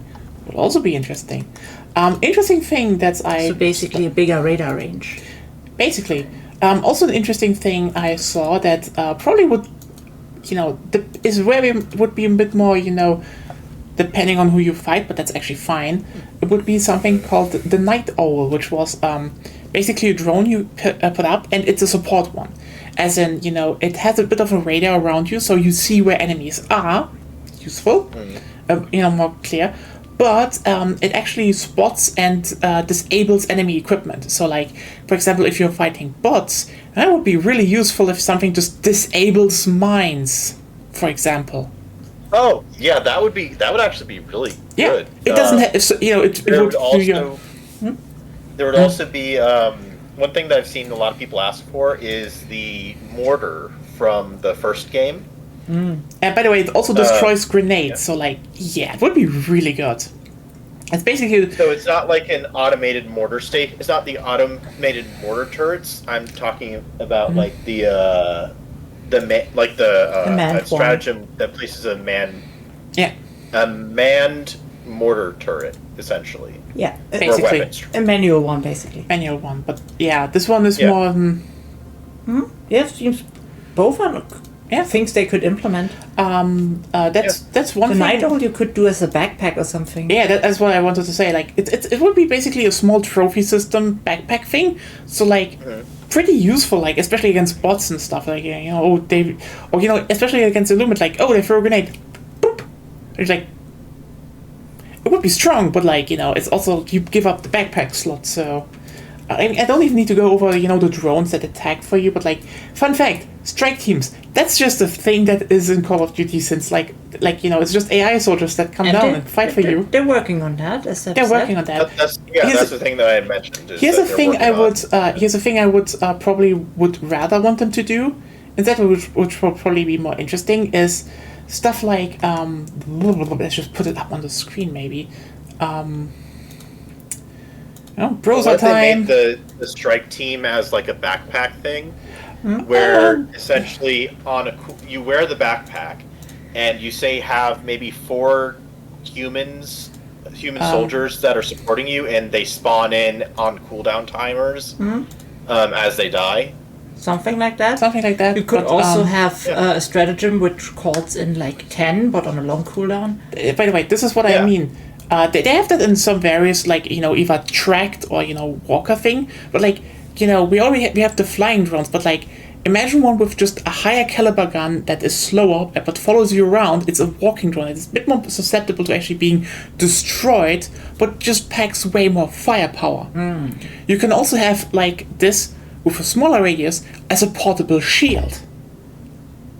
Just having like a walking bubble shield, but it would be interesting because suddenly have something that you actually have to defend, to keep using it. Also, since it's on the ground, it's way more likely to shoot you if you have like basically a walking turret. But it would be interesting, Those are a few things where I'm like, that's probably obvious stuff. Because like I like the idea. I will say though, they very clearly moved themselves away from having they are greatly reducing the opportunities for an AI assistant, such as the backpack drones, to shoot the wearer. And because they realized that a lot of people were having very bad experiences or very bad feelings when they got hit by their own backpack. Now, the laser backpack still technically does that a little bit, but it's not very bad, and I think it seems to be in a safe place where people don't seem to mind it too much. Yeah. Because it's not as much of a problem anymore. Like, I didn't use it, but my bubble shield, in the last 3 missions we played, at least 6 times I was shot by the laser backpack. Yeah. Yeah. Because it was like off, so I didn't pay much attention to it, and then it turned on because there was a bug, and I was in between them. Yeah. Pew! It will happen if you're wearing the laser backpack. Well, it's I didn't. Guaranteed. I didn't. I had a shield, Oh, remember? I was shot by it from someone else's backpack. Oh, okay, yeah. Well, there you go. So you don't even need to wear it to be annoyed by it. Yeah. But that's also why I wear the shield, because... I would say, But also, walking... I will say, you can just stand around and be shot by your teammates on accident, too. Yeah. It kind of happened to me. Yeah, Nya shot also me at least 3 times with a shotgun. I would say like a walking Yeah, she one. hurt me with her shotgun and got me killed at the, I think, not the last one with Ruben, I think.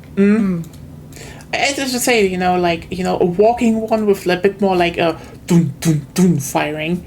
Maybe with even heavy armor pen. Who knows? Let's be a bit spicy. Or maybe someone is a bit less armored but has like anti-air rockets, stuff How like about that. like a mobile one with a bit higher fire rate but less damage, like the anti-armor turret we can already spawn. Yeah, but like it's more like an that's the thing. Or like the mobility would be a downside. Another very obvious. Yeah. Can I say another thing that seems like a very obvious thing to do? Juggernauts. We have mech suits, but I'm like something in between. Like, It's basically super heavy armor. Super heavy armor, and you get, either a minigun or like a super heavy flamethrower. Or, here's a thing, they already had that, but like more with a knife. Give him a sword. Make it a melee one that you can actually rush into fucking enemies. Would it be good against everyone? Probably not. But like, would it be fun to have someone who the ability to just throw yourself against like 1 or 2 enemy types, Like similar, and just eat them? like similar to the Walker stratagem, just that's basically power armor you can walk into. You could maybe make a backpack that functions like like a physical booster. So, like for example, say you're wearing my armor, the super heavy armor, and then you put on that The backpack, heavy armor, more like, and it yeah. basically, so like.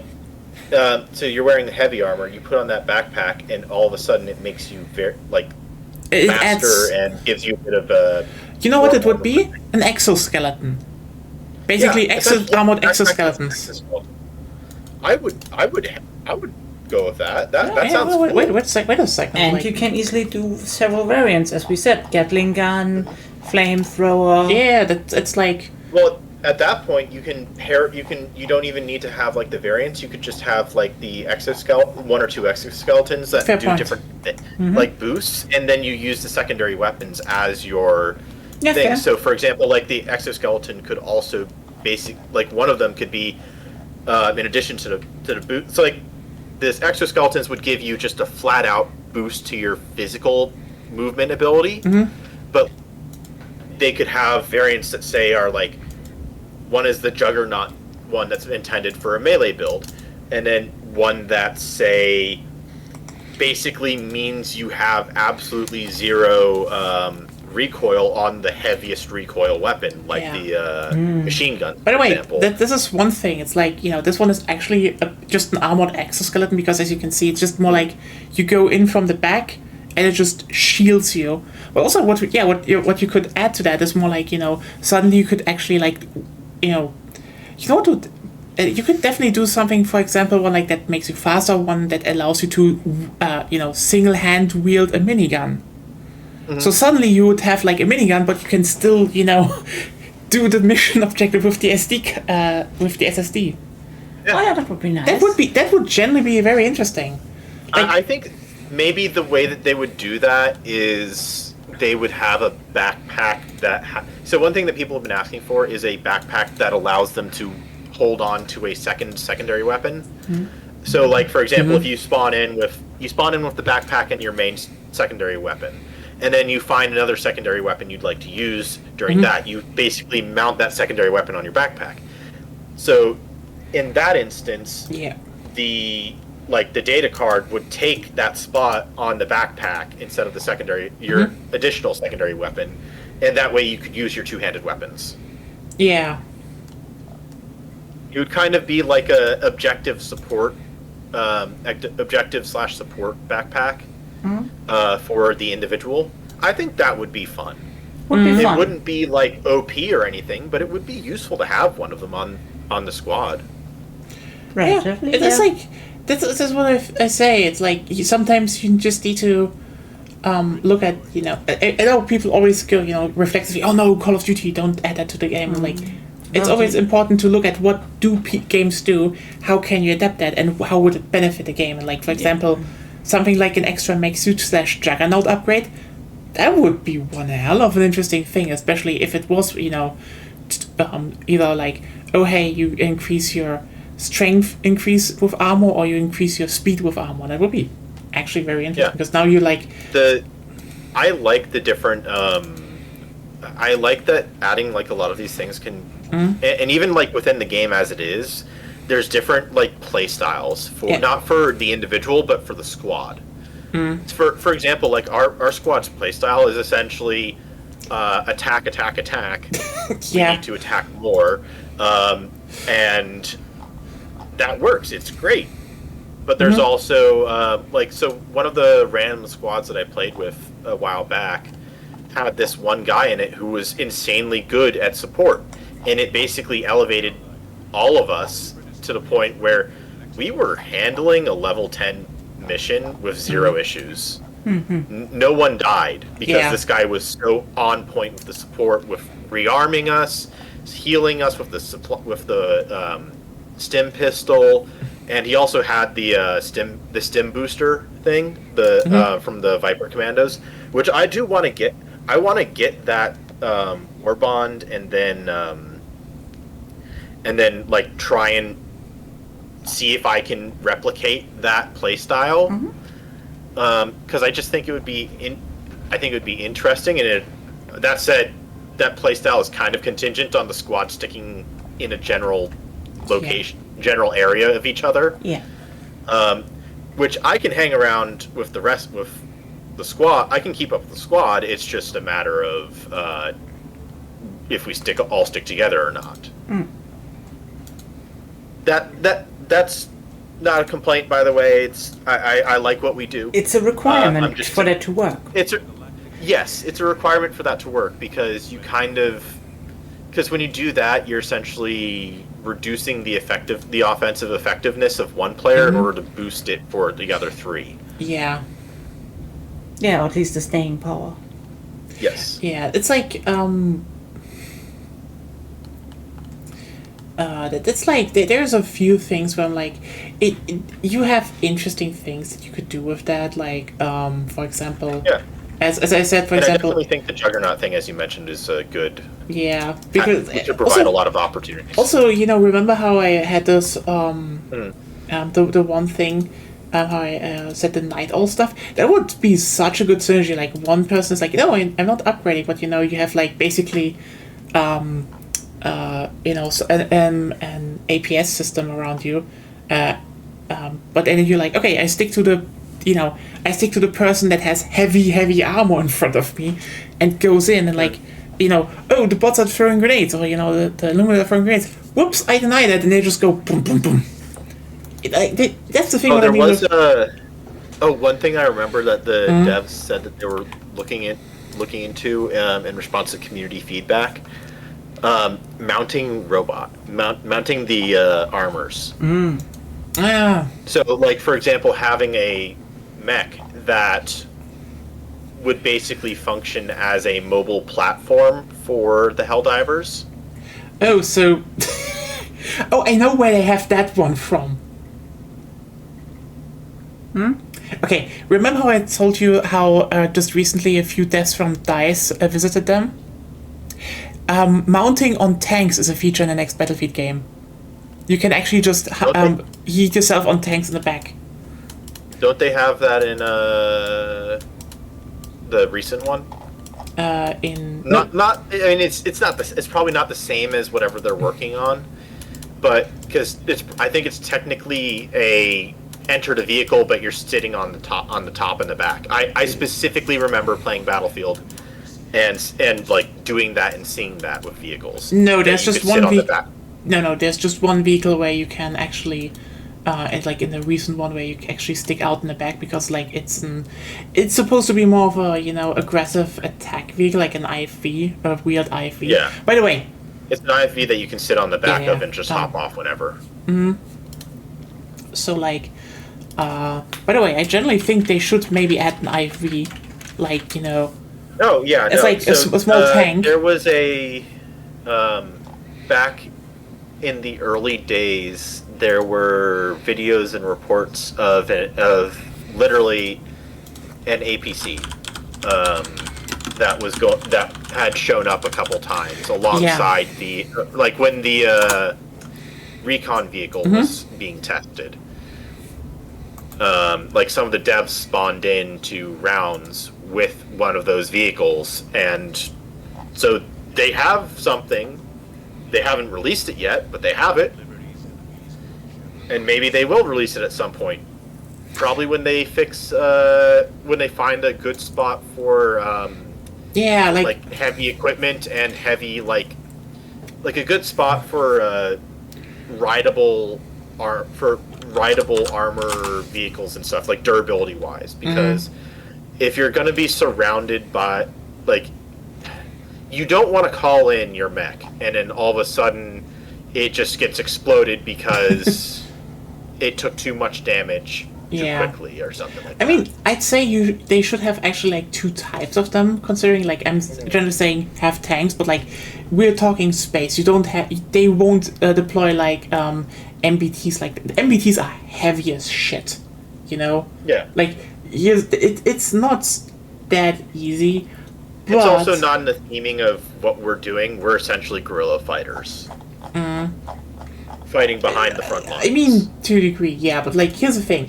I would if we're talking, tanks instead, and in a sense of more modern stuff, I would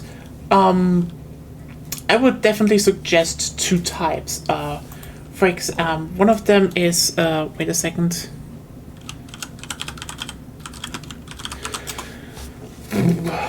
There needs to be one that's aquatic, though. Yes, that's one thing. Like, so for example,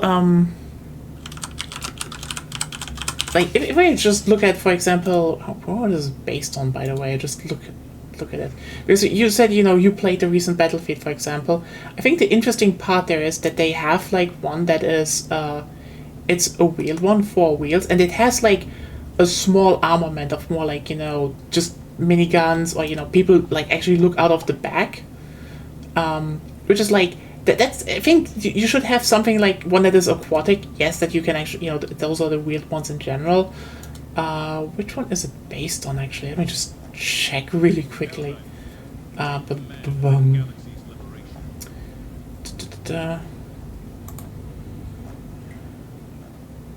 think the one that the devs used in Helldivers, there are a lot of them. Developing. I think it looked like the old American aquatic APC. I forget what it's called. It's the one that looks like a bathtub. Yeah, I know that one. Let me just really check here for a second.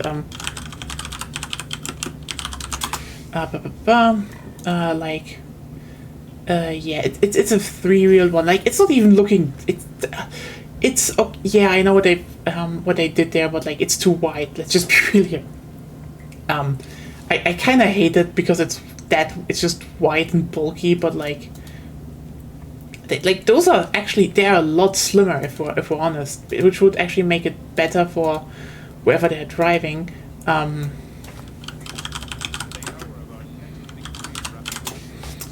But let me just check really quickly. So we have. It would be interesting if they added tracked vehicle and it actually had the 2-motor, the dual throttles as the controls. Yeah, like most of them. I can see them implementing that. Well, I mean, yeah, most of them have that. Mm-hmm. I meant in game is that you have so like, for example, W would be the left tracks and E would be the right tracks. Yeah, that would be an interesting thing. So here are a few ones, by the way. They shouldn't base it basically on the Boxer because the Boxer is just way too fucking heavy. But I think the one I was mentioning of is actually the Finnish. This one. It's a Finnish one, by the way. You see, the thing is, it has 4 wheels because they all have 4 wheels. Okay. By the way, this is just a bit of military thing, but do you know why they have 4 wheels and not 3 like the one in Helldivers? And this is the big thing that irks me. Because that allows them to drive in both directions. No, seriously, like, there's this interesting thing, like, for example, the German Lux, which was like the German wheel tank of the Bundeswehr, the old one. They all have 4 wheels because they have 2 drivers, one in front and one in the back. So, if you drive forwards, and it can just drive forwards and backwards in the same way. Also, 4 wheels are just make it way more stable on any ground. Like, compare this, by the way, to the to the one from Helldivers one. Like, if they should do one thing, then actually like rework what they have there, because I'm very sorry. I know it's more based on what they had in Helldivers 1, but like, give it some upgrade. Be nice here. Like, let's just look at this. It's white. It has 3 wheels. Make it the normal one. Just maybe with like, again, as you can see, just a small anti-personal turret up there, and people can look out of the back. So like, you're exposed. That's the thing. But like, and yeah, obviously amphibious because they are amphibious. I will say. Mm-hmm. One of the things that I found funny that I thought of when you said drive in all directions is I just got this image in my head of literally the vehicles that like turn the wheels into a different direction so that it can drive to the left, drive to the right, drive backwards, drive forwards. Yeah, that's not really what they can do, but like, yeah. And also I think... Yeah, no. I know that's not what you're talking about. It's just that you put that image into my head. Yeah, sorry. And also I want to say, by the way, this is the obvious other one. Make a Bradley type. Like, come on. The Bradley is already kind of a light tank. Like, it's also like it's also kind of a bit of a meme because it's in the world of like armored vehicles. It's just such an interesting case. Yeah. Because it's essentially a tank that carries people instead of munitions, I guess. I mean, you can still have them. A lot of munitions. I mean, by the way, they can still poke out and shoot, but like the reason why I say that is like as much as probably people are like, but we want a tank. Like, listen, the best tank you could have, because again, they need to be deployed somehow. It would still be a light tank. So the newest one we have would be the Booker, and no. Okay, you know what? If they add the something like the Booker, they could do that. Or like. Wouldn't mind the Booker. The Booker's actually a pretty cool tank. I like it. Here are a few things. I would say they should actually do all of. Not you. Actually, just go away. So here's the thing. Why these in 3 stages? First of all, this basis would, like the weird one would be, it's faster, it's more mobile, you could cross aquatic paths, but you'd really only target like light infantry stuff. It's like, it's a quick go in, go out, kill a lot of stuff, okay? This one would be, you can get over steeper vehicles, steeper hills, you have some higher firepower, you could get, through the nasty armored bugs, like for example, this should be a cannon that actually gets, to, for example,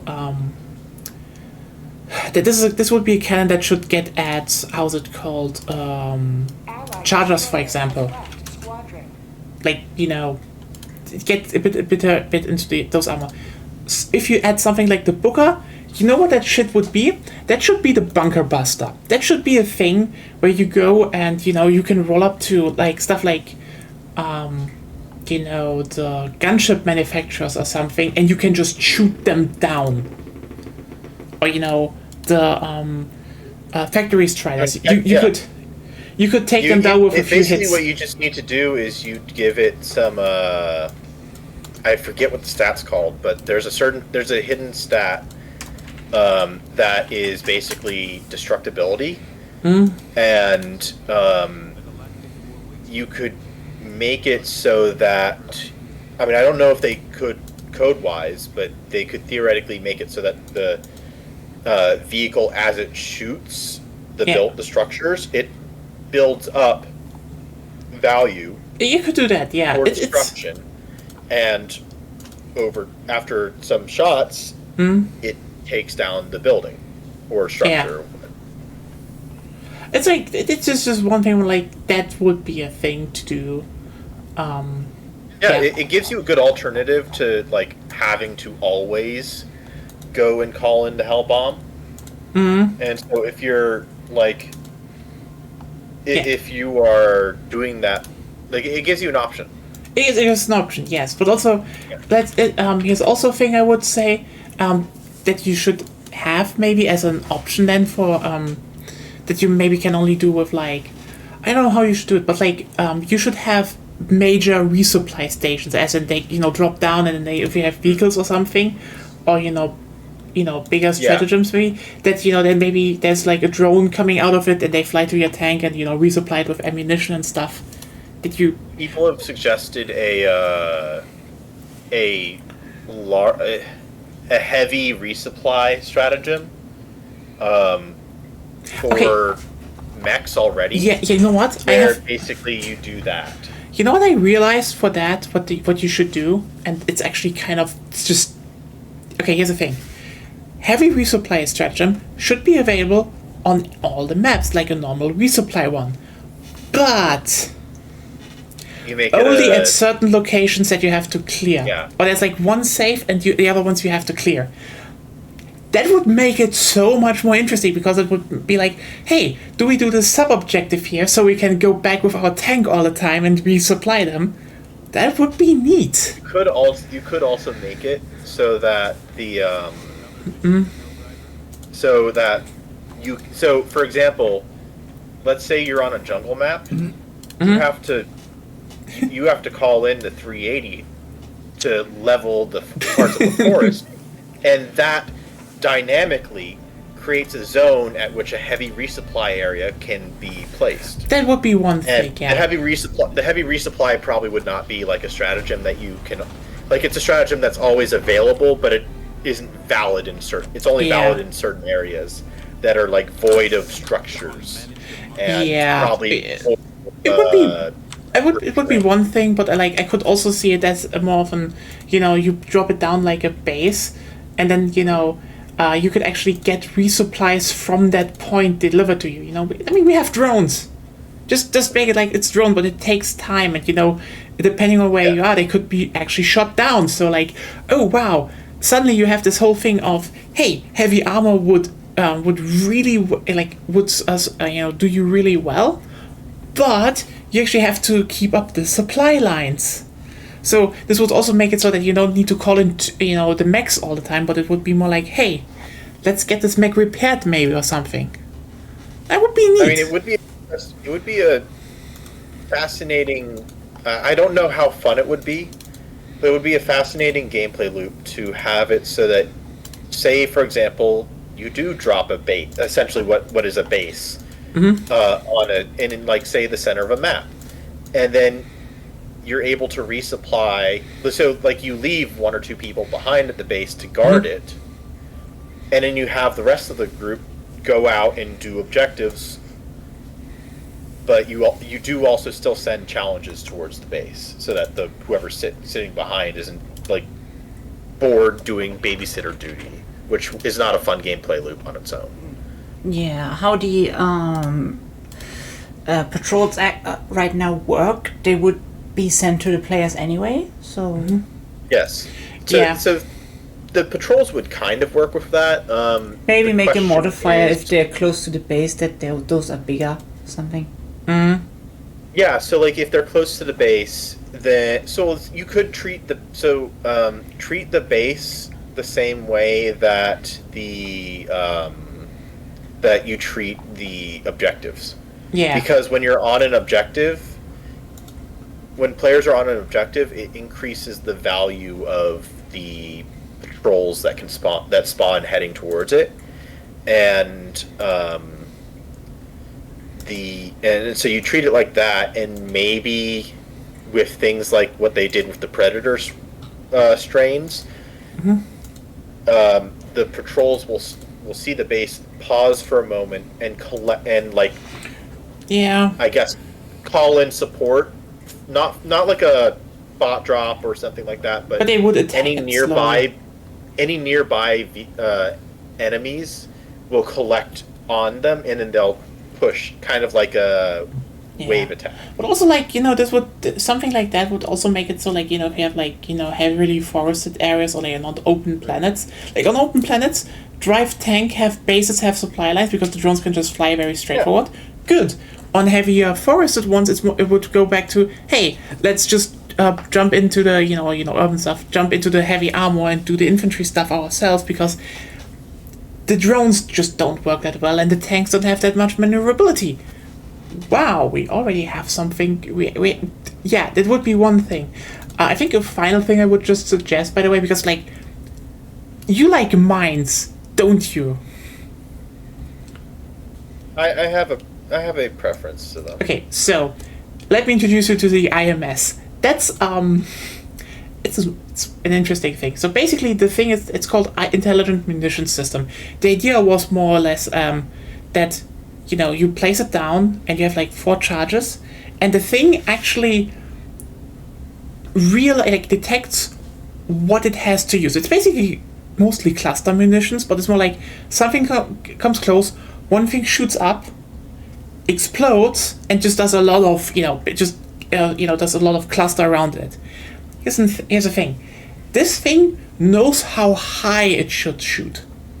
So, like, you can pop it down and, like, flying enemies come, like, for example, streakers, bam, it flies high and does the explosion there. So it's an alternative to the Tesla tower, basically. It would be an alternative. It would just have, like, 4 uses or so, because, it has 4 charges in them, but it would be at least something that would be, like, it knows what it should use when.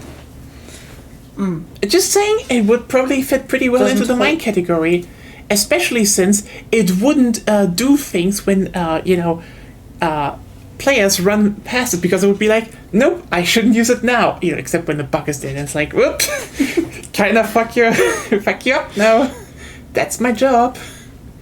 God, I like going over some military shit and just being like, yeah, they should add stuff like a crawler with a gun. Let people be annoyed by it. There's also the other aspect of this thing that you're showing me, where it's just kind of like, we're really making killing people efficient, aren't we? We are. You know the irony part about all of this is, though? I mean, it's a time-honored tradition. It's a time-honored tradition, but you know what the funniest part about this is? You don't have to worry about it, because, let me tell you, if anyone would ever actually use this, because, it never really was used, it was like prototype, it worked, but, like, it's expensive. and doesn't really provide a lot of things that normal mines would do. Because here's the thing about mines: anti-tank mines are actually so safe. Soldiers use them as hammers because they're really good to hammer shit into the ground. They don't explode. Trust me, you need a bit more force to set you can walk over a tank mine and you would be fine. You could probably jump on one. Well, I guess the difference would be IEDs, but that's IEDs are so 2000s. Yeah, but let me just put it like this: we are talking about Super Earth. They would probably have a super version of that. Let me put it like this: what I'm suggesting right now here, a lot of it is bullshit. Like, for example, okay, the Booker isn't bullshit, the Bradley isn't bullshit, and the whatever the Finnish are calling it, they're not bullshit. That's stuff people that is used in real life, and those are things that it's a Patria AMV. They're good, they're working. They have. But the irony about warfare is, the more advanced shit gets, the more easy it's being countered. Here's the thing: you can make you can go advance into technology, and then sometimes people just find the dumbest shit. For example, the Russians were we're using thermal sights to find the Ukrainians, and the Ukrainians were umbrellas. No shit, there were a lot of Russian, Russians were just where are those Ukrainians coming? The Ukrainians were umbrellas. Because turns out umbrellas block really well thermals. From above, yeah. It's insane how well they do that, because they're just a screen. They're just a cold screen. And the funny thing is, System test. Freedom. Democracy. Liberty. the game is talking. Independence. Oh. Manage democracy. Test complete. How bad. The thing is, if you have just translucent umbrellas, you can see because you have eyes, but the thermals don't see you. Win-win. It's shit like that. Or what's funny? The Russians are oh hey, let's send a lot of drones, which is bad. The drones are bad, by the way. But you know what's countering the drones the best? The Ukrainian army just literally made a video about it. You know what's the best counter against the fucking drones? Fucking Cold War anti-air. Yeah, the thing that the German army and everyone else was yeah, we don't need the Gepard anymore. It's an old thing, And now the Ukrainians are it's the weapon triangle of it's a weapon triangle cycle of arms styles. Yeah. You get high tech, you get analog, and then something else, I guess. It's very interesting and funny to me. And there's also what's it called? The thing about the thermal stuff that you were talking about earlier is that the U.S. is actually known about that issue, and our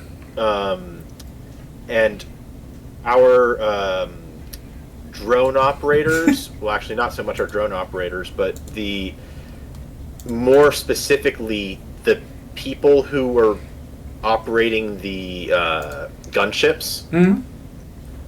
They were specifically trained to notice those things and deal with it. Yeah, I mean that's the thing. What we're not really even talking about real warfare, because that's just the fun part about just it's just a macabre fun part actually. Yeah. It's macabre because you're oh hey, we're swarming, we're making all those it's actually pretty cheap drones, but you're making drones and sending them, and then it's oh yeah, that old 80s, 70s, 80s tech with a simple radar on the back just sees them and can fire at them, and it's insanely ammo efficient because it doesn't need high tech rounds. It uses very old, reliable explosive rounds. Meanwhile, drones will get what's it called? Pattern recognition AI and just target umbrellas. And then people will just throw umbrellas around or pictures of umbrellas on the battlefield. It's gonna be some bullshit like that. And like then you have shit like cool umbrellas in your area. Yeah, ready to be hit. The thing is, because those will be the new inflatable tanks. And like here's the thing, like I don't think we need like an anti-air in, for example, you mean in Helldivers? In Helldivers, but like here's a funny part about that, because they basically so much is currently testing. Like a stationary anti-air system, an automatic one, would be fine.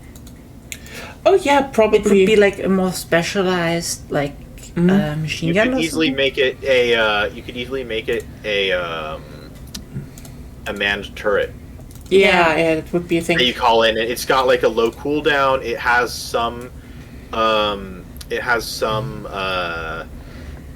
anti-infantry capabilities, but it's basically a flak gun, and you can there's technically already functionality for this. I think in not the spear, but one of the backpack set stratagems. You can change. I don't know if it's the autocannon or if it's something else. Yeah, it's probably something else. But you can change it so that the explosive type is either the impact explosion or a distance flak explosion. Yeah, I think there was something. But like basically, what I wanted to point out is I wasn't finished. I just want to get to the point. But the more we go to actual modern warfare, the less fun it will become. Yeah, I mean the thing I will always point out when it comes to Helldivers is the fact that it's a game about throwing in it's similar to Call of Duty. It's a game about Call of Duty / Battlefield even. Throw in the cool shit. It doesn't need to make sense, but it's this power fantasy of you go in there, you have the biggest and highest equipment available to Super Earth, and you can flatten your enemies. You can wear the big mech suit armor. You can call in the orbital strikes and like that. Like keep in mind the reason why I'm suggesting add tank or stuff like that. There's a certain thing of I like supply lines and shit. It could be cool and it offers more variety in the gameplay, but also if we're honest. If this game would have been just a minuscule amount of realism, the Helldivers wouldn't be a thing. Like, do you know how stupid it is that you only send in 4 people at a time with just the biggest, most expensive shit at their back to just yeet at their enemies on cooldown? It's bullshit. So yeah, you can add the bullshit because we're not talking about actual warfare because in the actual warfare they realized, hey, old anti-air systems are actually really good in modern drone time.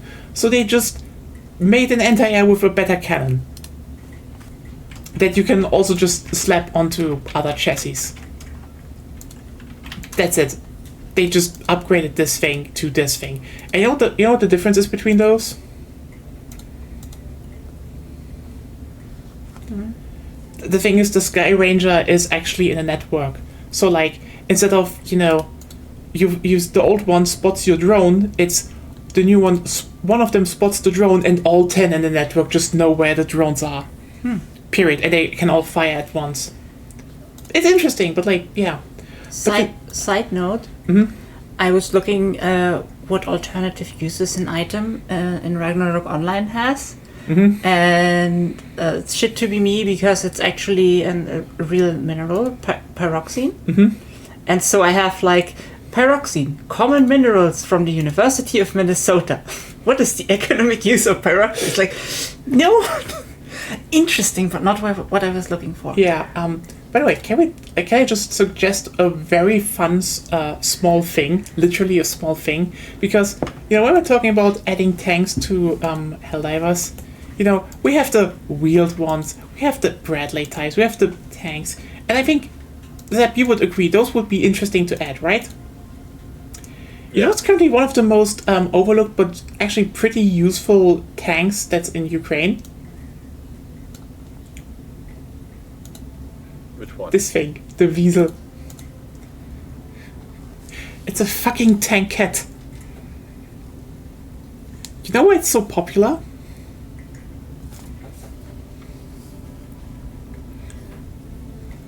It's basically the equivalent to the, turrets slapped onto the back of Hyundai trucks. Just, it's tracked, it has a higher power, it has a higher caliber turret on top, and it has a smaller profile. If you're like, wait, do you really suggest to add a two-person mini tank to the game? Yes, I do. It would probably not hold up a lot against certain ones, but like, this thing could actually fit onto forest areas and just actually skeet between them and still have a gun. You know what would be funny for a stratagem for especially like flat open terrain? 4 people need to actually select a stratagem. And then you start with an old World War I-like tank. with the multiple side turrets. Wait. You mean like, how's it called? I think it's the English one. Yeah, the Mark IV. You mean they should add this thing like as a super heavy one to the game? Basically a land ship of sorts. Yes. Oh yeah. You only got one at spawn. But it would be an interesting team thing, Yeah, I agree with that. Think the game should have more team operation things going on. Okay. I understand that they have like the support thing, like someone wears the backpack and then someone else is using the weapon and they support like that kind of stuff. But I do feel like they can go further and create a system that's more fun in an interactive way. Because I definitely think that there's a sizable portion of the player base that would love the kind of thing where you get everybody together and you're operating like this super turret. Yeah. Like everyone gets like a few degrees of the tank where they can shoot from. Would be fun. We could do that. Yeah. Like that's what I'm saying. Like I think it would be goofy to have something like that because in general, like most modern tanks are like they have the cannons there for a reason. But like they should probably make it more like actually 180 degrees to both sides. But by the way, that's what I meant. Like a version based on that one. Basically, everybody gets a cardinal direction. By the way, they could. LMGs on the front. There's an LMG on the front and on the back, by the way, and heavy MG, by the way. So that would be one hell of an interesting thing to actually get on the map as a side objective. Yeah, also, that would actually that's it. That's how you do that. You have it as a side objective, and your job is to get the vehicle from one point to say extraction. Ooh, yeah, like experimental stuff. Yeah, you make it so that, and this would.